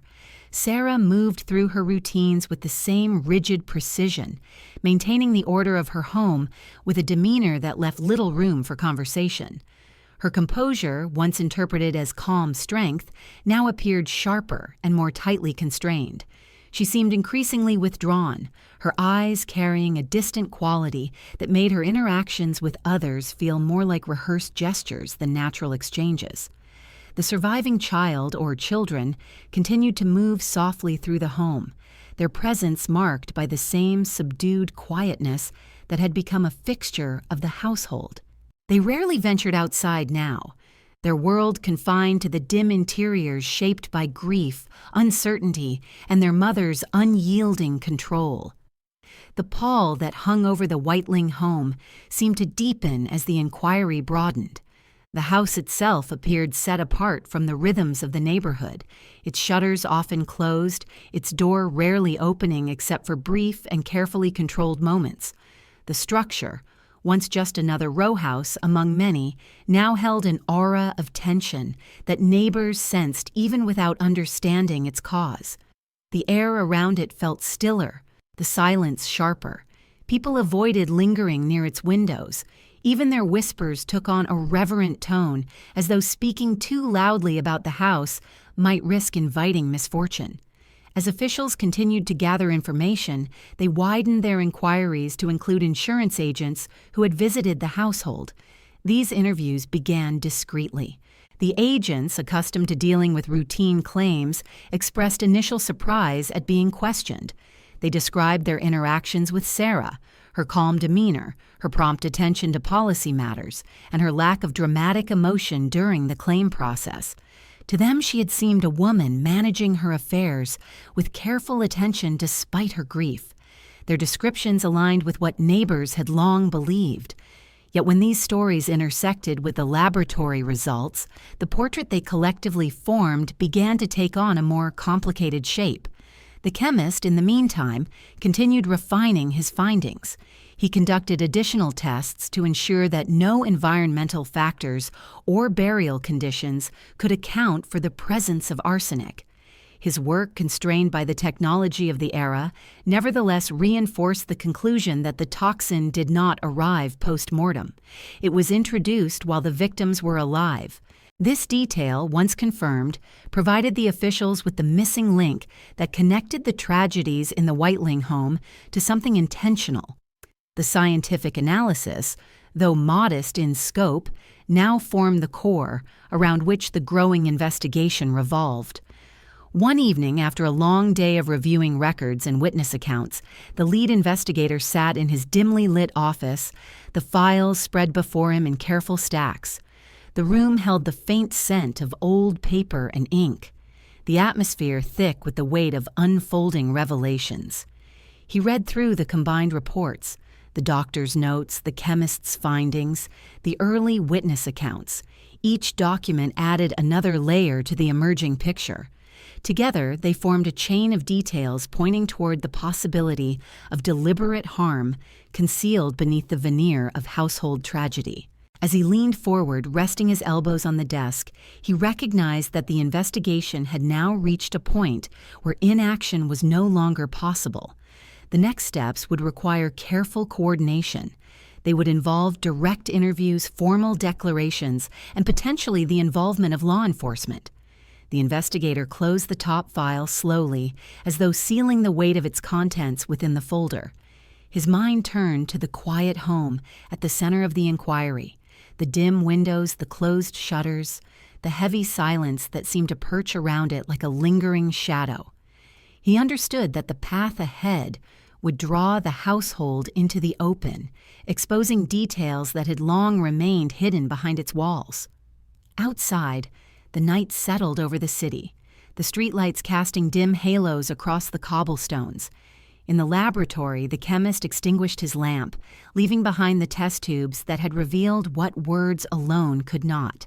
And in the Whiteling home, the quiet deepened, unaware that the revelations drawn from the disturbed earth would soon bring authorities closer to its doorstep, signaling an escalation that could no longer be delayed. The narrow glass tube that had revealed its faint but unmistakable discoloration now lay secured among the chemist's organized findings, marked and catalogued with the careful precision required for evidence of such significance. Though the laboratory had fallen quiet for the evening, his results had already begun to ripple outward into the broader investigation. They were reviewed, discussed, and interpreted by officials who understood the gravity of what had emerged from the disturbed soil of the cemetery. The chain of events that had once seemed like an unfortunate series of household tragedies had shifted into something far more consequential. As dawn broke across Philadelphia, spreading pale light over the uneven roofs and narrow alleyways, the investigation entered a new phase, one shaped not by grief alone but by the growing weight of evidence pointing toward deliberate harm. The chemist's report, though technical in language, was clear in its implications. The presence of arsenic detected in multiple remains suggested a pattern that could no longer be attributed to environmental causes or poor burial conditions. This substance, common enough in the 1880s to be found in household products, vermin poisons, and even some pigments, had a long history of misuse. Though medical science of the era lacked many modern tools, the detection of arsenic was among the more reliable toxicological tests available. It had become one of the earliest substances for which forensic methods were capable of identifying cause. The fact that it appeared across more than one body reinforced the likelihood that the deaths were not natural. It was this consistency, repeated, measurable, and aligned with the doctor's earlier concerns, that pressed officials toward decisive action. Yet scientific evidence, while compelling, did not answer every question. It offered the what, but not the how or the why. To clarify these missing pieces, investigators needed to understand not only the forensic findings, but also the social and domestic circumstances surrounding the family. Thus began a series of interviews aimed at constructing a more complete picture of life within the Whiteling home in the weeks and months leading up to each death. The process was deliberate, conducted quietly to avoid alarming the community before officials were prepared to act. Investigators approached individuals who had interacted with the family, beginning with those closest to the daily rhythms of the neighborhood. Neighbors offered detailed recollections. They spoke of the family's modest lifestyle, of the quiet demeanor that had characterized both Sarah and her children, and of the changes that had occurred after each loss. Their accounts painted a picture of a household marked by mourning yet curiously consistent in its composure. Some mentioned Sarah's repeated interactions with insurance agents, though these visits had not seemed odd at the time. Burial insurance was common, and families often purchased small policies to prevent the shame of a pauper's burial. That Sarah had handled these matters without outward distress did not strike anyone as unusual. Yet when these details were placed alongside the emerging toxicological evidence, they began to form a pattern too structured to ignore. Investigators also sought out the insurance agents themselves. Their records proved valuable, offering dates, premium payments, and documented claims that aligned precisely with the timeline of the deaths. In reviewing these files, officials noted the unwavering punctuality with which Sarah had approached policy matters.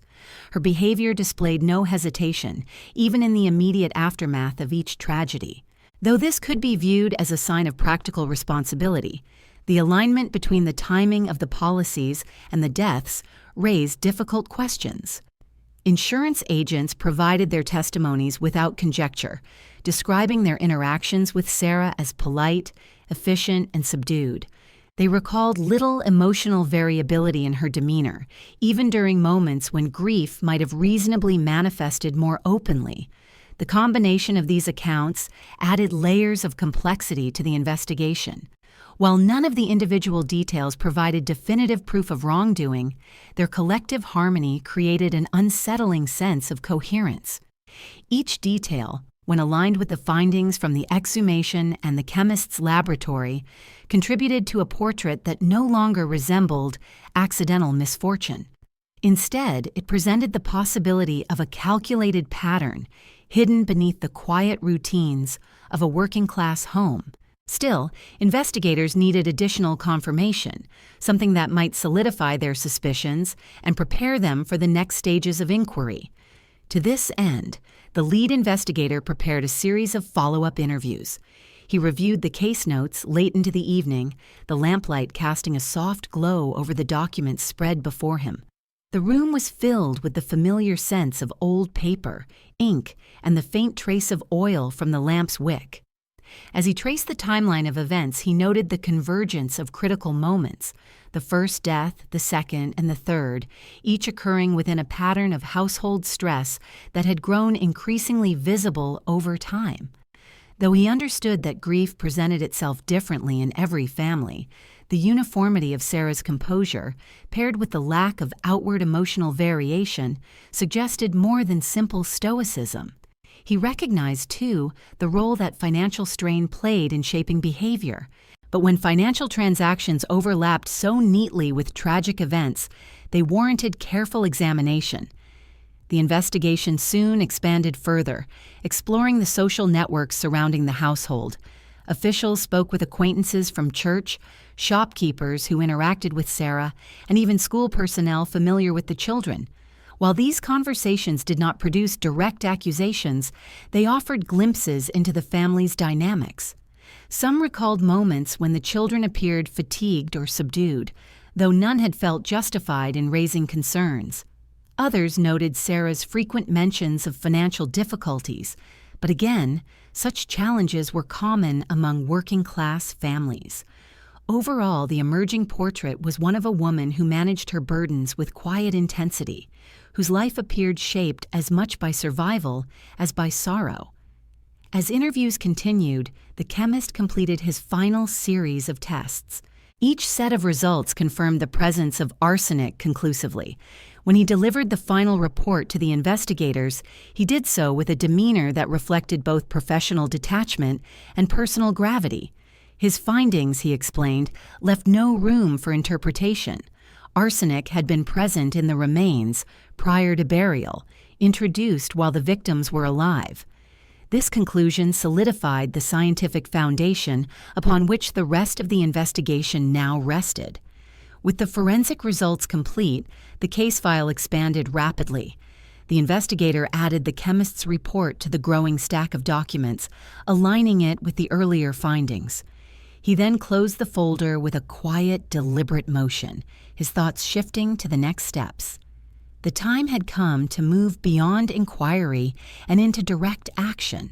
Authorities needed to speak with Sarah herself, not as a grieving mother, but as the central figure in a case that had evolved into a matter of potential criminal intent. Before arranging the interview, however, they needed to review every detail one final time. The lead investigator called a brief meeting with the core officials involved in the case.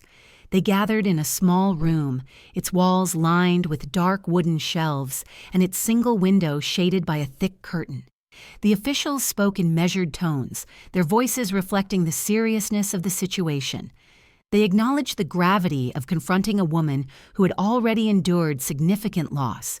Yet they also recognized their responsibility to protect the living and to uncover the truth surrounding the dead.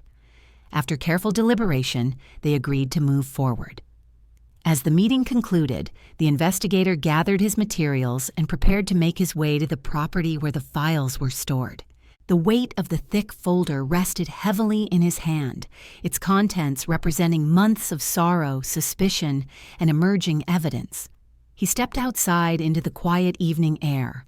The sky stretched in muted tones across the city, the dim light reflected in the lampposts lining the street.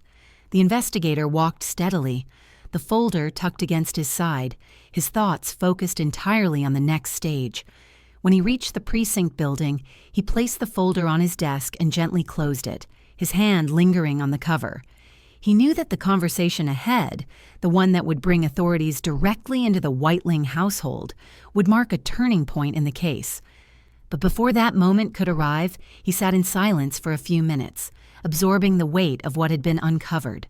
The quiet around him deepened, forming a stillness broken only when he finally rose from his chair. He gathered the folder into his hand once more, its edges pressing lightly against his fingers. Then, with slow and deliberate steps, he walked toward the door, carrying with him the findings that had brought the investigation to this decisive moment. The investigator left the quiet of his office carrying the file that had grown heavier with each new revelation. And in the cold morning air, his breath rose in faint clouds as he approached the steps of the precinct. The folder, held firmly against his side, represented the convergence of weeks of inquiry. Scientific findings, interviews, financial records, and subtle observations that together had formed a picture too coherent to dismiss. Inside its pages lay the slow accumulation of facts that had shifted the case from a matter of tragic misfortune to one of potential criminal intent. The official handling of the matter had reached a point where caution alone could not suffice. It demanded direct action. Inside the precinct, the atmosphere differed from the subdued quiet of the investigator's office. Officers moved through the hallways with steady purpose, their conversations low but brisk. Even in a city accustomed to hardship, the potential emergence of a poisoning case brought with it a particular seriousness. Poisoning was a crime that relied on secrecy, patience, and proximity, actions carried out quietly within the walls of a household. It lacked the visibility of other crimes, making it both more unsettling and more challenging to investigate. The officers who had been briefed on the matter understood the delicate nature of confronting such a situation, particularly when the central figure was a woman who had already endured multiple losses. The investigator placed the file on the long wooden table in the meeting room, spreading the documents before the assembled officers. They leaned in, reviewing the evidence with concentrated attention. The chemist's report, with its clear notation of arsenic detected in multiple samples, sat at the top of the pile. Beneath it lay the doctor's original notes, the death certificates, and the transcripts of early interviews with neighbors and insurance agents. As the officers examined each page, the gravity of the situation deepened. The consistency across the findings left little room for doubt. The time for preliminary inquiry had passed. The next step would involve confronting the household directly, gathering statements, and possibly making an arrest if circumstances warranted. Before entering the home, however, authorities needed to construct a careful plan. The investigation had unfolded quietly, and the officials wished to maintain a controlled approach. They understood that sudden disruption could unsettle not only the household, but the surrounding community as well. The lead investigator emphasized the importance of proceeding with professionalism and restraint. They would approach the home as part of a formal inquiry, not yet accusing, but seeking information. The officers assigned to accompany him prepared themselves for the delicate task ahead, aware that they might be walking into a home filled not only with grief, but with defensive caution. When the moment arrived to proceed, the investigators and officers walked through the streets in a small, coordinated group. Their footsteps echoed steadily along the cobblestones, blending with the faint morning sounds of the neighborhood. Residents noticed their approach almost immediately. A cluster of uniformed officers, accompanied by plainclothes investigators, stood out distinctly against the everyday backdrop of mothers, sweeping stoops and shopkeepers opening their doors. Whispered conversations rippled across the block as neighbors watched from windows, though none dared step outside or speak openly. The quiet curiosity that surrounded the Whiteling home deepened into a quiet, anxious intensity. As the officials neared the residence, the shutters remained closed, filtering the morning light into thin, muted lines across the windows. The door, marked by the wear of years of use, stood closed in its usual unremarkable way. Yet the air around it seemed to hold a tension distinct from that of other homes along the street. The lead investigator nodded to one of the officers, who stepped forward and knocked with a firm, controlled motion. The sound carried through the stillness, its rhythm deliberate and unmistakable. It echoed briefly before settling into the muted quiet of the neighborhood. Moments passed before footsteps sounded faintly from within. The door opened slowly, revealing Sarah standing in the narrow entryway. Her composed expression did not shift noticeably at the sight of the officers, though her eyes flickered briefly with a guarded awareness. Her posture remained erect, her hands steady at her sides. She greeted them with the calm politeness that had characterized her demeanor throughout the months of sorrow.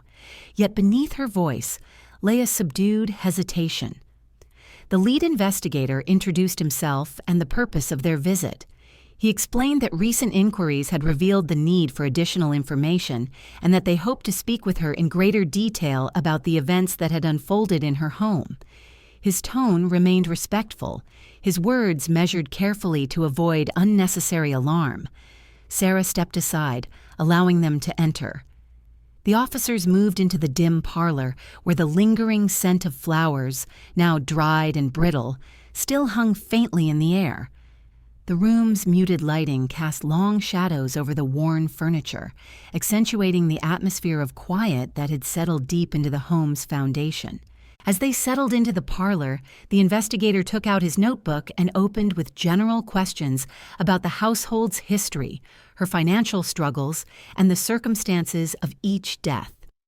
Sarah responded with the same composed steadiness she'd shown in previous interactions. Her voice remained calm, her descriptions ordered, her explanations unembellished. Yet the officers noted subtle inconsistencies, small variations in timelines, slight adjustments in descriptions of symptoms. None of these alone were incriminating, but collectively they added texture to the emerging narrative, suggesting layers beneath the surface that she perhaps struggled to conceal. The investigator then shifted the conversation toward the insurance matters. He asked about her decision to take out multiple burial policies and her visits to the insurance offices shortly before each death. Sarah's responses grew more contained, her words measured in a way that suggested careful consideration. She emphasized the economic necessity behind such policies and the fear of leaving her family without means for proper burial. These explanations were common for families of her means, yet the repeated nature of the policies and their alignment with the household tragedies remained troubling. As the questioning deepened, one of the officers quietly stepped into the hallway, discreetly observing the surroundings. The home bore signs of modest living, simple furnishings, worn linens, and practical household items, yet the pervasive stillness felt unnatural, as though the space resisted movement or sound. The officer noted these details mentally, understanding that they might hold significance in later stages of the investigation. The interview continued for some time, with Sarah maintaining her steady composure even as the questions grew more pointed. The investigator, observing her carefully, recognized the complexity of her responses. Calm on the surface, yet marked by subtle hesitations that hinted at an underlying burden. He concluded the initial round of questioning with a respectful nod, informing her that they might need to return as the investigation progressed. When the officials stepped back outside, the quiet of the street felt taut, as though the neighborhood itself held its breath. Neighbors watched from behind curtains, their faces barely visible. The officers walked away with measured steps, their expressions serious. They had not made an arrest that day, but the foundation had been laid for the next stage of the inquiry. The investigator held the file securely under his arm, its weight a steady reminder of the work still ahead. As they reached the precinct once more, the investigator's hand tightened around the folder. The interviews, combined with the laboratory findings and the collected testimonies, now formed a cohesive picture that was difficult to ignore. The next steps would involve gathering formal statements, reviewing additional evidence, and preparing for potential legal action. For the officials involved, the path ahead was clearer than it had been at any point in the investigation. And within that clarity came the understanding that the matter was no longer simply an inquiry into unexplained deaths. It had become a case requiring decisive action. Soon, officers would return to the quiet home, not just to ask questions, but to take steps that would alter the future of the household forever. Their footsteps, when they returned, would no longer be those of quiet inquiry, but of formal intervention. The officers' footsteps echoed steadily along the narrow corridors of the precinct as they returned from the Whiteling home, their movements marked by a sense of restrained urgency. The lead investigator carried the thick folder to his desk once more, laying it atop the worn surface with deliberate care.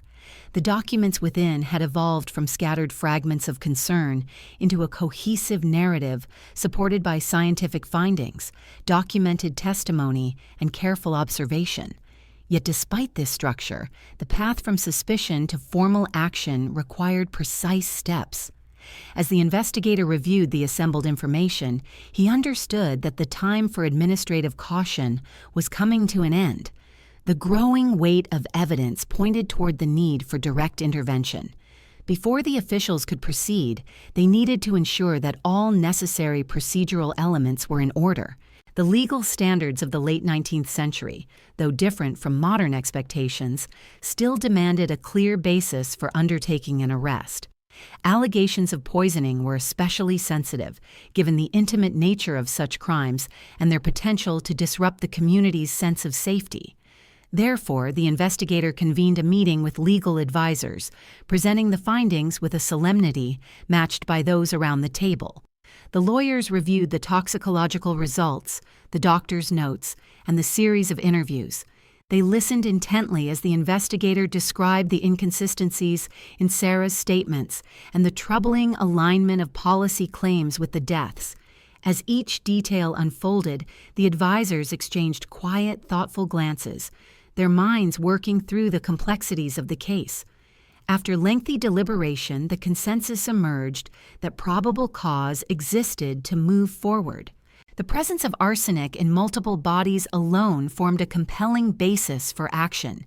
When combined with financial motive, behavioral patterns, and the repeated outcomes within a single household, the evidence painted a picture that required immediate attention.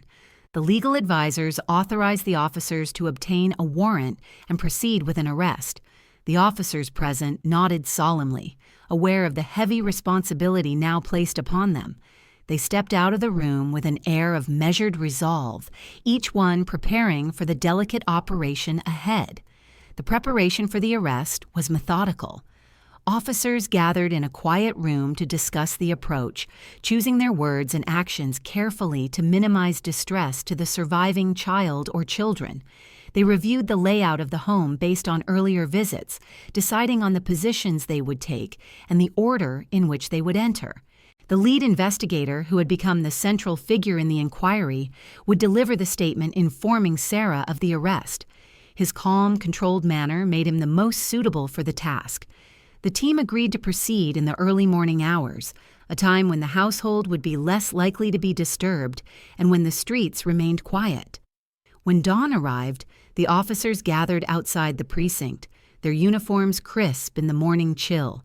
The sky carried the faint murmur of sunrise, though the light had not yet fully settled across the rooftops. The officers boarded a small carriage provided by the department, the wooden wheels creaking softly as it rolled forward. During the ride, no one spoke. They sat in reflective silence, each one contemplating the gravity of the action they were about to take. Poisoning cases were rare, and arrests associated with them carried a certain solemn notoriety. The officers understood that their responsibility extended beyond law enforcement. They were stepping into the private tragedy of a family whose life had been marked by loss. The carriage arrived near the Whiteling residence, and the officers stepped out into the pale morning light. Their boots met the cobblestones with a soft, rhythmic pattern. The neighborhood was largely still, save for the occasional movement behind curtains or the distant sound of a street vendor preparing for the day. The officers approached the house with steady, purposeful strides. The investigator raised his hand and knocked firmly, the sound cutting through the quiet of the street. Moments passed before the familiar sound of footsteps approached from inside. The door opened slowly and Sarah appeared, her expression calm but marked by a subtle apprehension. She studied the officers' faces briefly, her eyes lingering on the lead investigator, whose presence she recognized from the earlier visit. Her composure remained intact, yet the faint tightening around her mouth suggested she sensed the significance of their return. The investigator offered a respectful but firm greeting.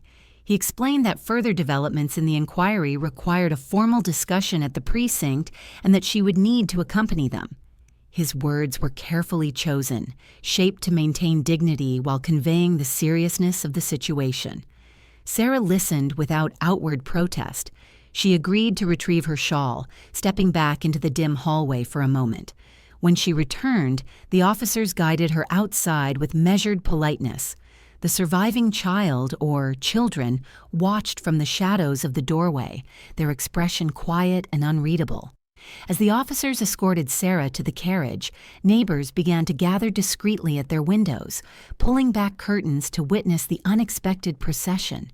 Though no words carried across the street, the collective gaze of the neighborhood followed the movement closely. In a community where private tragedies were often met with silent respect, the presence of uniformed officers leading a woman away from her home carried a weight that was both shocking and solemn. The carriage door closed gently, and the horses began their slow pull toward the precinct. Inside the carriage, Sarah remained upright, her hands folded neatly in her lap. Her expression revealed little, offering the officers no clear indication of her thoughts. The investigator watched her quietly, noting the unyielding composure that had marked her demeanor throughout the entire inquiry. He recognized that beneath the calm surface lay layers of complexity, sorrow, perhaps fear, and something else that remained difficult to discern. Upon arrival at the precinct, officers escorted Sarah through the narrow corridor where the steady hum of administrative work filled the air. The subdued lighting added to the solemnity of the moment. They guided her into a small room with a wooden table and 2 chairs, a space designated for formal questioning. The investigator took his seat across from her, arranging the documents before him with deliberate order. He began the official questioning with a measured tone, presenting her with the findings from the exhumation and the laboratory results. He explained that arsenic had been detected consistently and that the circumstances surrounding the deaths required further clarification. Sarah's composure flickered momentarily, her gaze lowering slightly, yet she offered no immediate response. When she did speak, her voice remained calm but carried an unmistakable strain. She attempted to explain the tragedies as illness, misfortune, and the cruel unpredictability of life in their neighborhood. Her words, though carefully chosen, struggled beneath the weight of the evidence presented. The investigator continued, examining each detail with patient precision. He asked about the insurance policies, the timing of their purchase, and her interactions with the agents. He reviewed her earlier statements, pointing out inconsistencies with quiet firmness. As the conversation progressed, her responses grew more constrained. The subtle signs of emotional strain surfaced more clearly, the tightening of her hands, the slightly uneven breath between answers. Yet she maintained her overall composure, her tone measured even as the questioning pressed deeper. Hours passed in this manner, the slow rhythm of inquiry unfolding in methodical order. Outside the small room, officers continued their work with subdued awareness of the conversation taking place. Each passing moment brought the officials closer to a decision. When the final questions concluded, the investigator closed his notebook quietly and informed Sarah of the next step. The evidence gathered, he explained, required formal charges of suspected poisoning and multiple counts of murder to be filed. The room fell into a heavy quiet. Sarah's expression remained still, though her eyes betrayed a flicker of realization that her life had shifted irrevocably. Officers escorted her from the questioning room to a holding cell, their movements respectful but firm. The metallic click of the cell door closing echoed down the corridor, sealing the moment with undeniable finality. As the officers stepped back, the investigator paused briefly at the threshold of the cell block. His eyes rested on the closed door, aware that this action marked a significant turning point not only in the investigation but also in the unfolding story that would soon reach broader public attention. Outside, the day continued with its steady rhythm. But inside the precinct, the weight of the arrest settled deeply into the air. The next stage would bring legal procedures, public scrutiny, and the slow, deliberate march toward trial. Yet in this moment, a single sound lingered above all else: the quiet, resonant echo of the cell door that had closed behind Sarah Whiteling. The echo of the cell door lingered in the corridor long after the officers had stepped away, settling into the quiet with a weight that marked the beginning of a new phase in the unfolding case. Within the narrow confines of the cell, Sarah remained composed, her posture upright as she sat on the wooden bench. The dim lantern light filtered across the stone walls, casting long shadows that crept toward the floor. She kept her hands folded neatly in her lap, her face revealing little of what might have been stirring beneath the surface. The precinct around her carried the subdued murmurs of routine activity: papers rustling, guards exchanging brief comments, the shuffling of boots on worn flooring. To those accustomed to the flow of law enforcement, this was an ordinary scene. But within its center stood a woman whose life had shifted sharply from private sorrow to public scrutiny. The arrest had placed the investigation firmly on a path toward legal proceedings, and within hours, preparations for the next procedural steps began. Officers filed the necessary reports, documenting the circumstances of the arrest, the evidence gathered, and the statements collected throughout the inquiry. Clerks typed and copied official forms, their movements practiced and efficient. Meanwhile, the lead investigator reviewed each detail once more, ensuring that every procedural element met the standards required for the case to advance. The nature of the charges, suspected poisoning and multiple counts of murder, demanded strict adherence to legal protocol. The authorities were aware that public interest would soon follow, and they sought to present a clear, structurally sound case capable of withstanding scrutiny in the courtroom. Word of the arrest spread quietly at first. Officers, bound by protocol, spoke cautiously about the matter, revealing only what was necessary to secure additional authorizations for the next steps. But in a city where news traveled swiftly through informal channels, the whispers began within hours. By midday, the neighborhood surrounding the Whiteling home felt the tremor of speculation. Neighbors who had once offered subdued condolences now exchanged uneasy glances. Snippets of conversation passed between households, carried by the shared sense that something dark had taken root in a place they had once regarded as unremarkable. Mothers held their children a little closer, and men returning from factory shifts paused near street corners to discuss the unexpected turn of events. The official process continued steadily. Later that day, Sarah was escorted from her holding cell to a transport carriage waiting behind the precinct. The officers maintained a respectful, controlled manner, guiding her forward with calm precision. She stepped into the carriage without resistance, her face still composed, though the faint tension around her eyes hinted at the gravity of the moment. The journey to the courthouse unfolded quietly, the wheels of the carriage rolling over uneven cobblestones. Through the narrow bars of the carriage window, fragments of the city passed by, storefronts opening for the day, gas lamps flickering in the morning light, pedestrians moving with the hurried pace of routine. Each view served as a reminder of the gulf between the life she had known and the uncertain road ahead. Upon arrival at the courthouse, Sarah was led through a side entrance to avoid crowding the front corridors. The interior of the building held the scent of old wood and ink, the atmosphere charged with a formality that distinguished it from the precinct. Clerks and clerics moved through the hallways with clipped steps, their expressions serious as they carried documents and conferred with legal officials. Sarah was seated in a quiet room adjoining the main chamber as the preliminary hearing was prepared. The officers remained nearby, ensuring a calm environment while maintaining the necessary procedural boundaries. The legal proceedings began with the formal reading of the charges. The prosecutor, a seasoned attorney familiar with cases involving complex medical and financial elements, presented the allegations with measured clarity.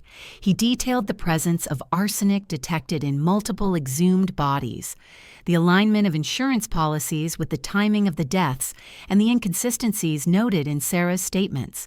His tone reflected the serious nature of the case, yet maintained the respect required in a preliminary proceeding. The judge listened attentively, his expression stern but impartial. He asked questions regarding the forensic evidence, seeking clarity on the reliability of the toxicological findings.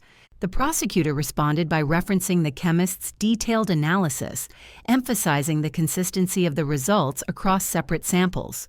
Sarah's defense counsel, appointed for the preliminary hearing, requested that the court proceed cautiously, given the gravity of the accusations and the emotional context surrounding the losses. He argued that circumstantial evidence alone could not determine guilt, and he highlighted the limitations of 19th-century toxicological science. Yet even as he spoke, the weight of the findings remained difficult to counter. The judge, after reviewing the initial documentation, ruled that the evidence was sufficient to proceed to a grand jury review. Sarah was formally remanded to custody pending further examination of the case. Once the preliminary hearing concluded, she was escorted from the chamber with the same careful procedure that had marked her movements throughout the day. The courthouse corridors, now filled with the steady hum of activity, bore witness to her passage. Officials stepped aside respectfully as she was led toward the holding area. Outside, a small gathering of curious onlookers had already begun to form. Though news traveled slowly compared to modern standards, the arrest of a woman in connection with multiple deaths was an unusual occurrence, one that drew attention from both the press and the public. Reporters from local newspapers lingered near the courthouse steps, hoping to gather fragments of information that could be shaped into the next morning's headlines. The Victorian era held a particular fascination with cases involving female defendants, especially those accused of violent or covert crimes. Society's expectations of women as moral guardians of the home magnified the shock of any deviation from those norms. Newspapers often framed such cases with dramatic undertones, though the more reputable publications adhered to a factual tone. Whispers among editors suggested that this case, once publicly disclosed, would draw considerable attention. Yet at this early stage, official statements remained limited and controlled, awaiting the formal review that the grand jury would undertake. As Sarah was relocated to a more permanent holding cell within the jail adjoining the courthouse, she maintained her air of stillness. The cell, though clean, bore the stark simplicity common in the era. Stone walls, a hard bench, and a narrow window set high above eye level. The faint light that filtered through created a muted pattern on the floor. Sarah sat once more, her posture straight, her hands folded as they had been earlier. The echo of the preliminary hearing lingered in her thoughts, though her expression revealed little to the officers observing her. She remained a figure of restrained composure, her silence now framed by the structure of the judicial process surrounding her. Meanwhile, officials prepared for the next steps, assembling the full case file, organizing evidence for presentation to the grand jury, and coordinating with the prosecutor's office to ensure accuracy and completeness. Each document, each recorded statement, and each piece of forensic analysis formed part of a growing body of evidence that would soon be reviewed by a panel of citizens tasked with determining whether a formal indictment should follow. The atmosphere within the courthouse grew increasingly focused, marked by the quiet intensity that accompanies significant legal proceedings. As the day drew to a close, the courthouse halls gradually emptied, though the weight of the case remained. Guards made their rounds, ensuring the secure containment of those awaiting the next steps in their respective legal journeys. In the quiet of her cell, Sarah remained seated, her presence still and defined by the same enigmatic composure she had shown since the investigation began. The dim lantern light cast long shadows across the floor, echoing the subdued heaviness that now shaped the trajectory of the case. Outside the courthouse, the early evening air settled over the city. Streetcar bells rang faintly in the distance, blending with the soft hum of passing voices.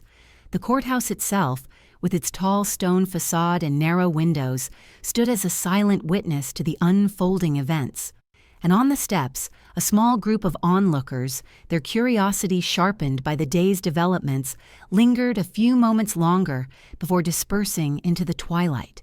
Inside the jail, the metallic click of the cell door echoed once more as the guards completed their rounds, marking the quiet transition into the next phase of the case, a phase shaped by the steady movement of legal procedures and the growing attention of a public beginning to take notice.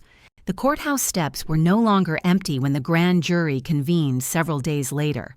Curious onlookers, some drawn by whispered rumors, and others by the possibility of seeing a figure now described in local conversation with a mix of shock and disbelief, gathered along the walkway.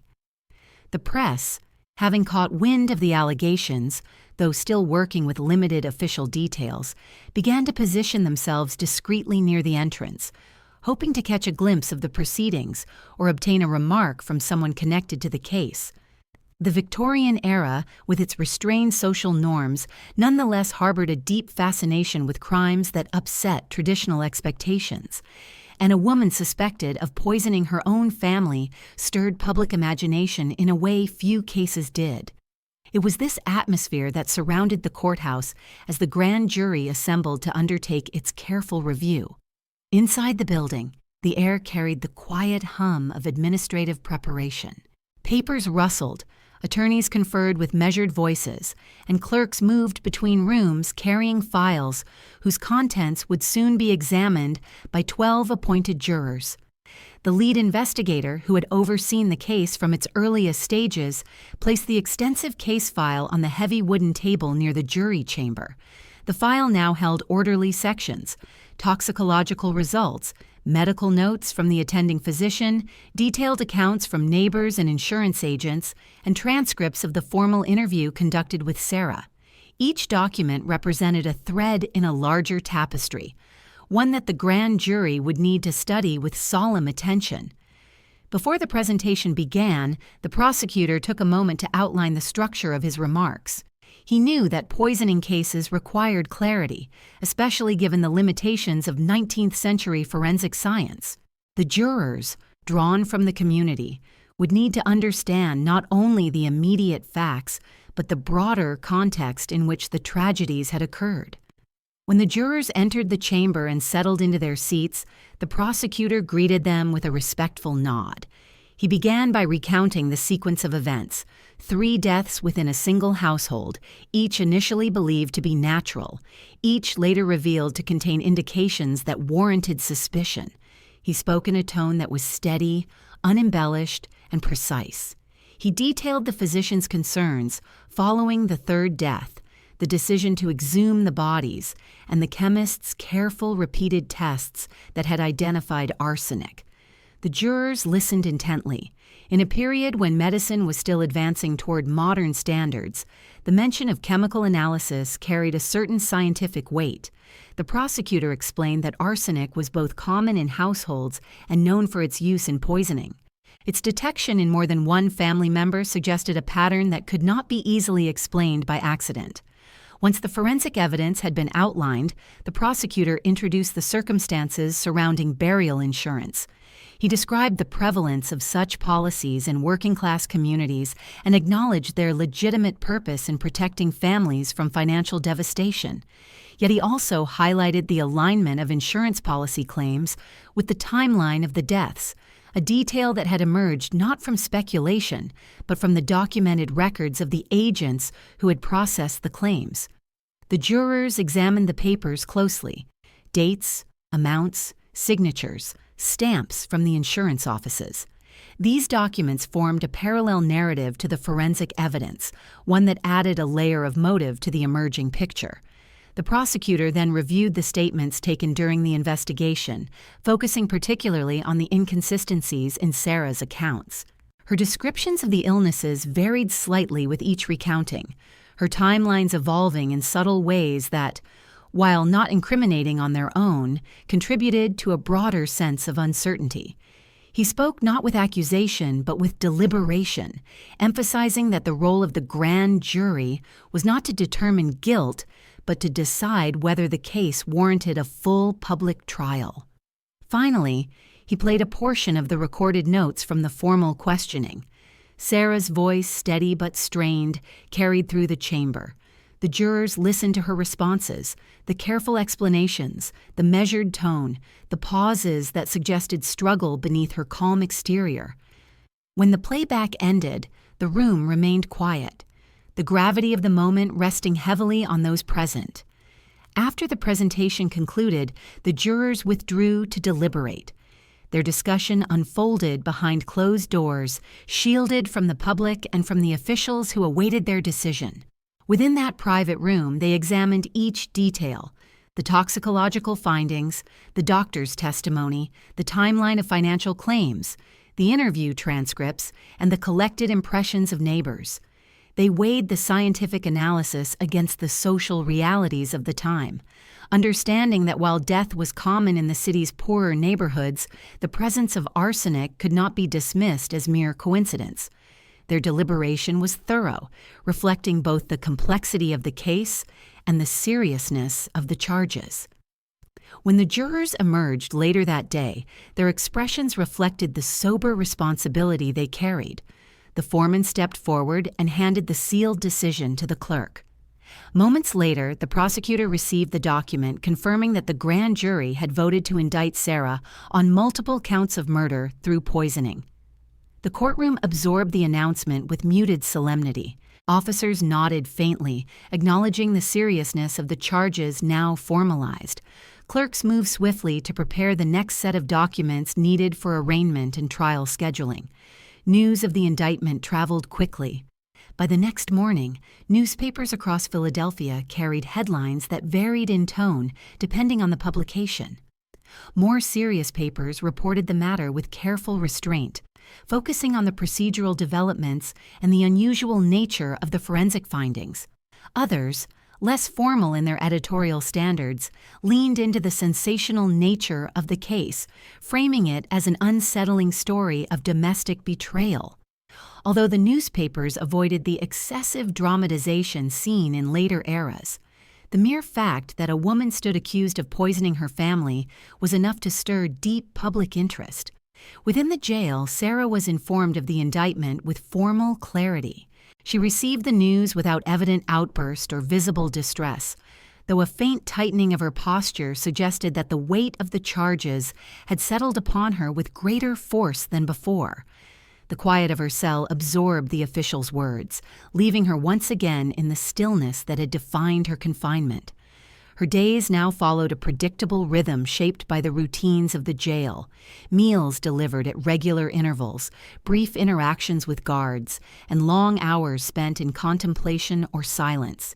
She received occasional visits from her assigned counsel, who advised her on the nature of the charges and the structure of the trial to come. His tone remained respectful, though he knew the path ahead would be difficult. Outside the jail, preparations for the trial began with deliberate speed. Clerks compiled extensive lists of potential witnesses, ensuring that the chemist, the doctor, the insurance agents, neighbors, and investigators would be available to testify before the court.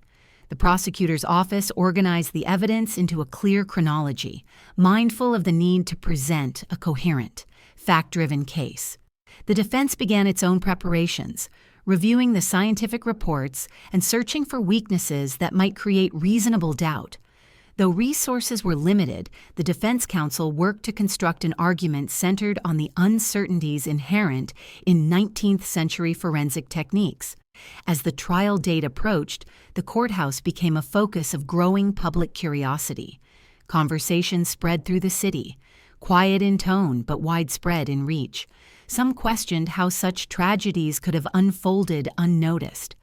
Others wondered whether societal expectations of maternal virtue had blinded them to signs they might otherwise have seen. Still others expressed cautious sympathy, acknowledging that poverty and hardship often drove families to desperate circumstances. Above all, the city felt the tension of an unfolding story whose final chapters remained unwritten. On the morning of the trial, the courthouse steps filled early. The building's stone exterior, solid and unchanging, seemed to bear the weight of the moment. Reporters positioned themselves along the path, their notebooks ready. Spectators gathered nearby, though officers kept them at a respectful distance. When the doors opened, the courtroom filled with measured anticipation. The wooden benches creaked softly as people took their seats, their expressions a mixture of curiosity, solemnity, and unease.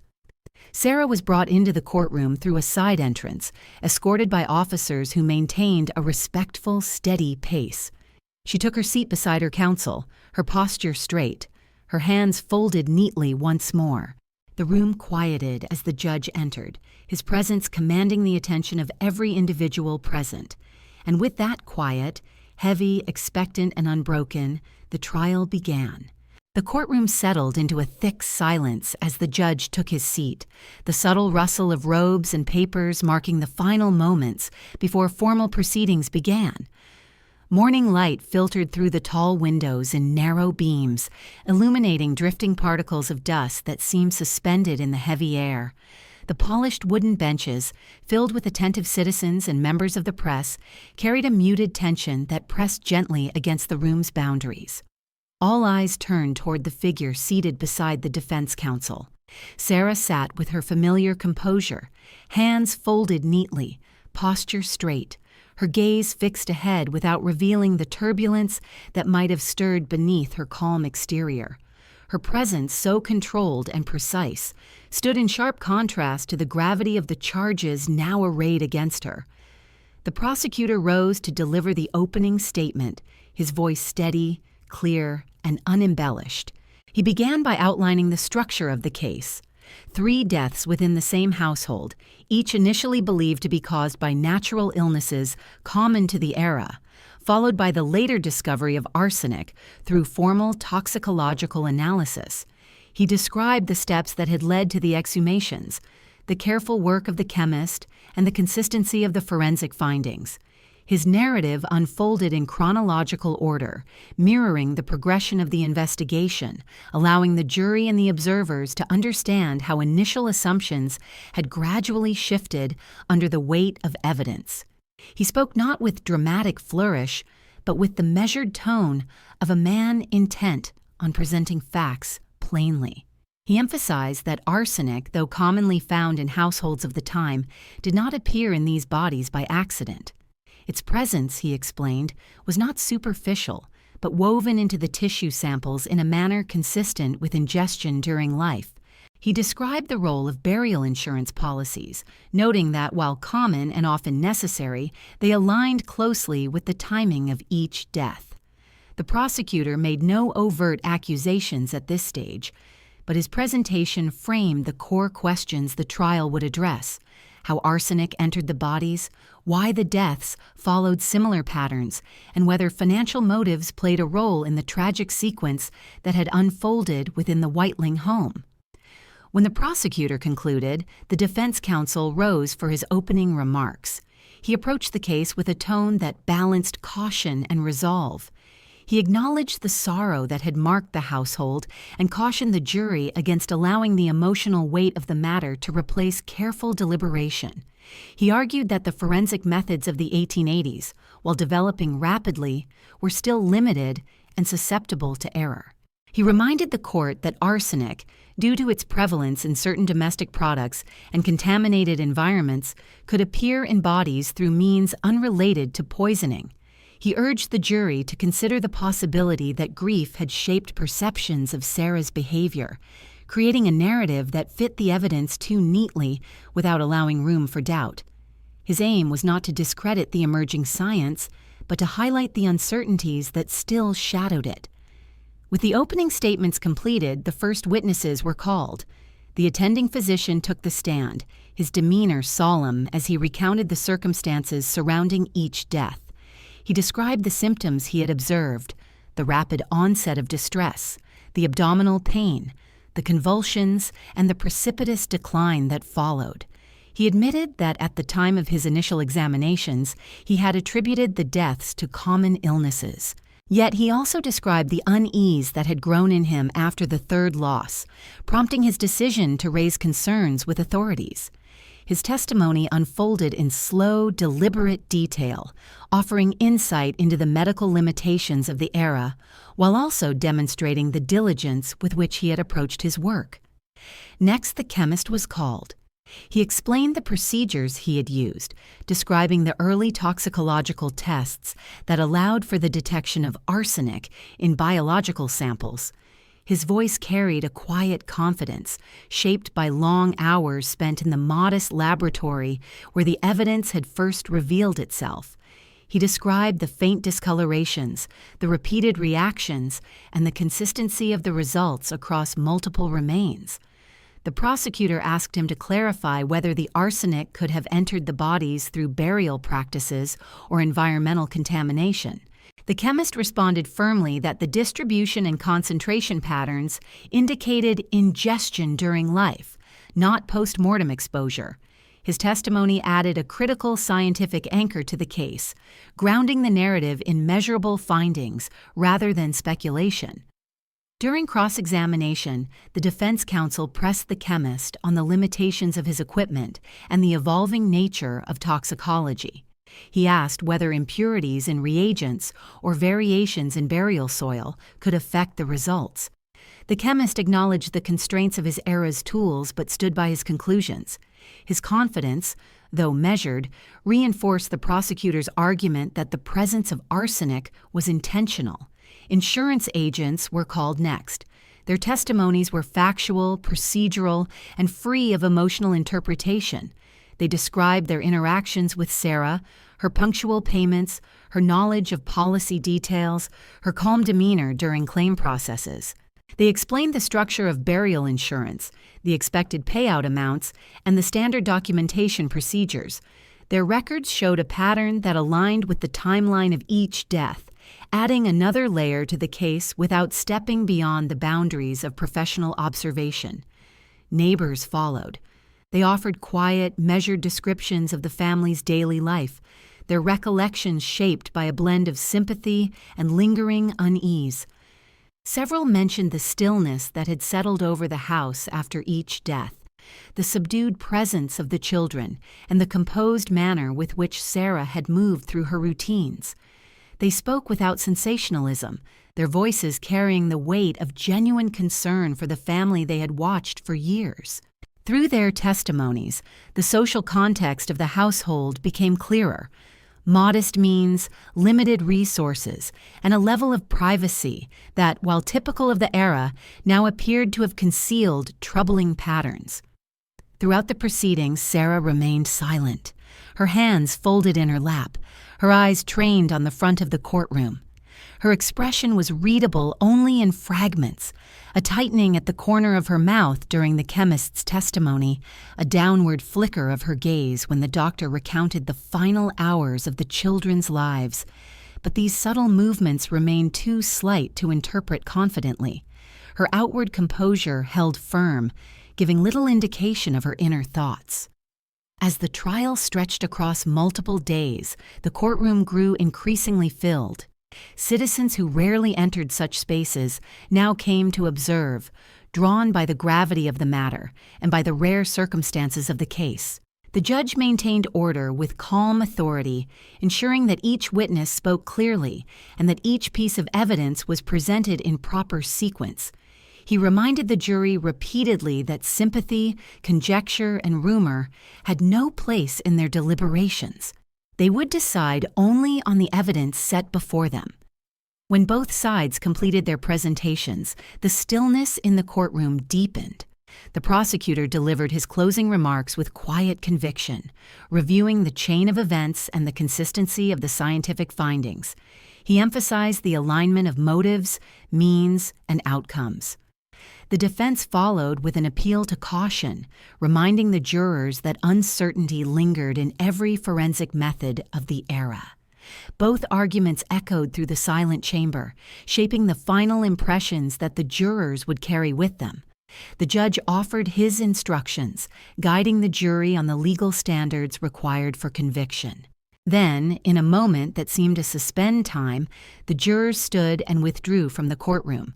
Their departure marked the beginning of the final silence, the one that settled over the room as everyone waited for their return. The hours that followed carried a profound stillness. Spectators sat quietly. Officers stood by the walls with composed vigilance. The judge remained at his bench, reviewing his notes, and Sarah sat unmoving at her table, her hands folded exactly as they had been at the start of the trial. Outside, the courthouse steps remained crowded. People whispered in low tones, preparing for the verdict that would soon ripple through the city. Inside, the silence persisted, unbroken, as the jury began its deliberations.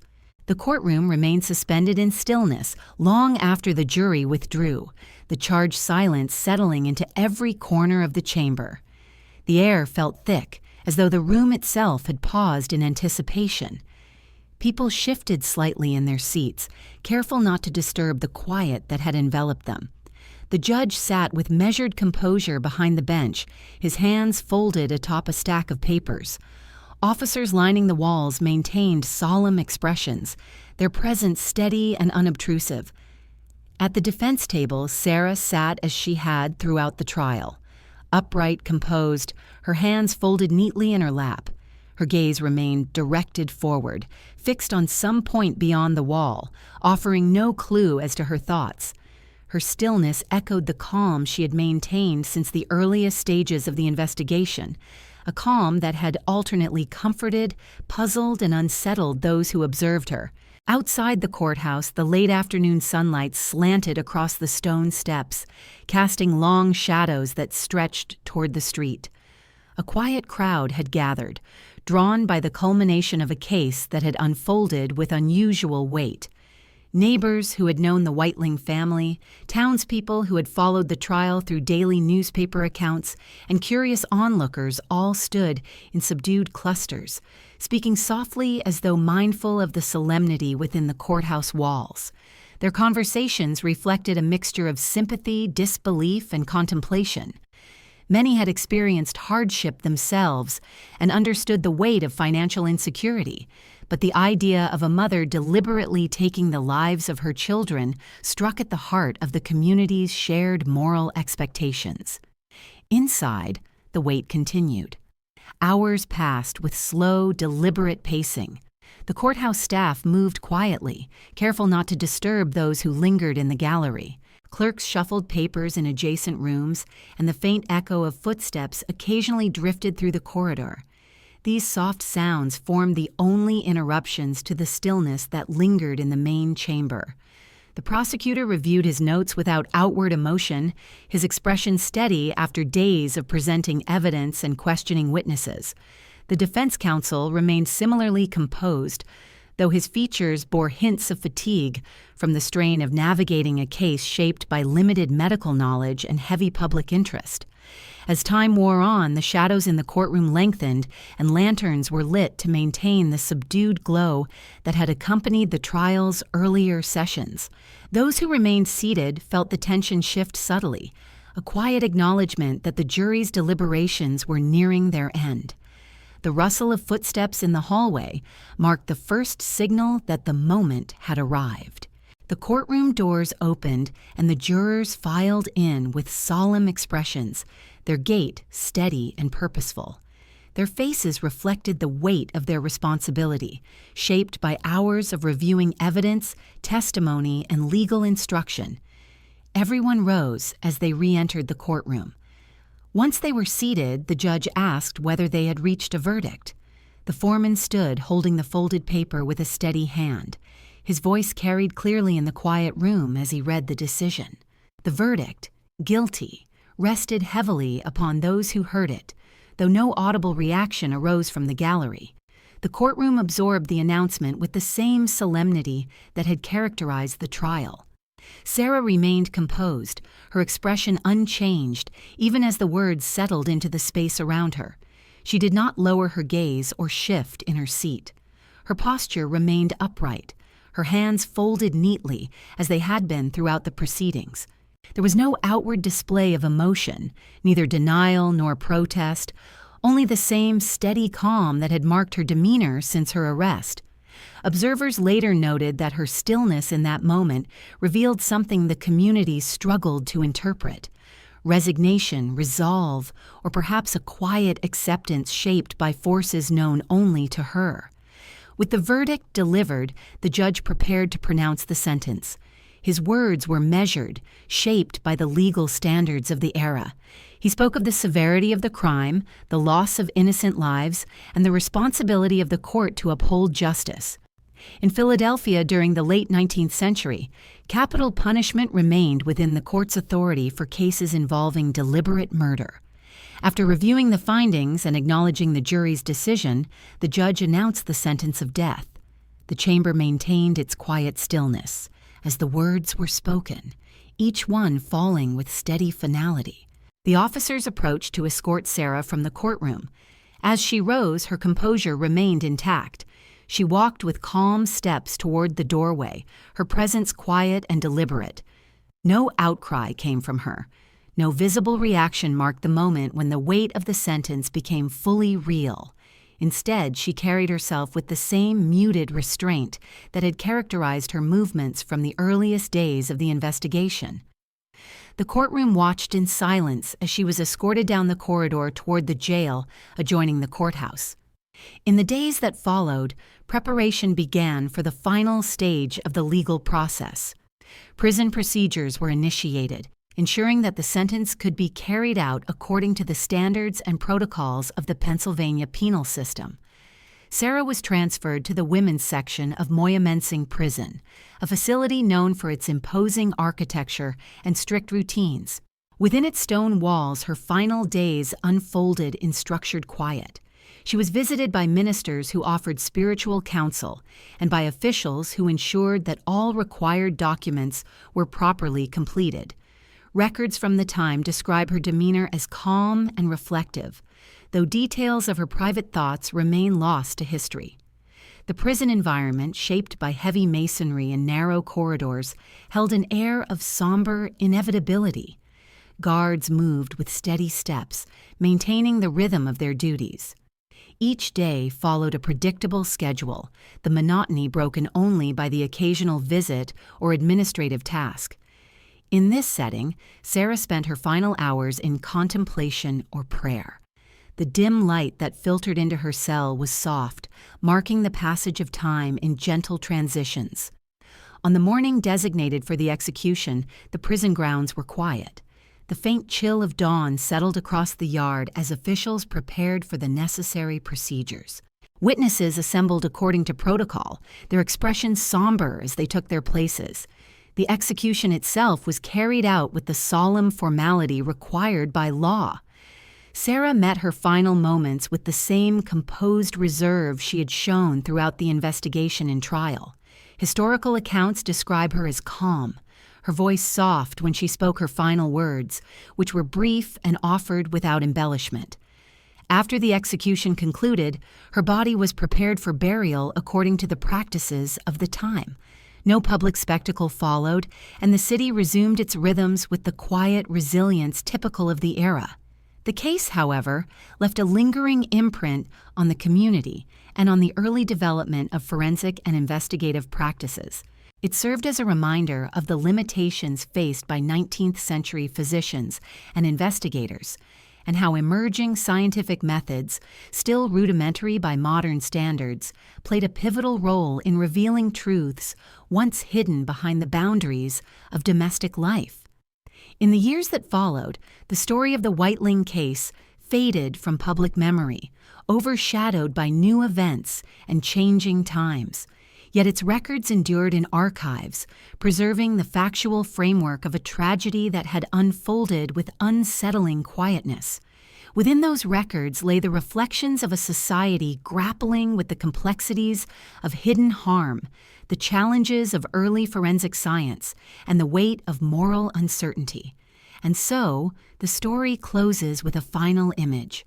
the silent courtyard of Moyamensing Prison at dawn, the light gathering slowly over the stone walls, marking the end of a case that began in the quiet rooms of a modest home and ended in the solemn routines of the justice system of its time.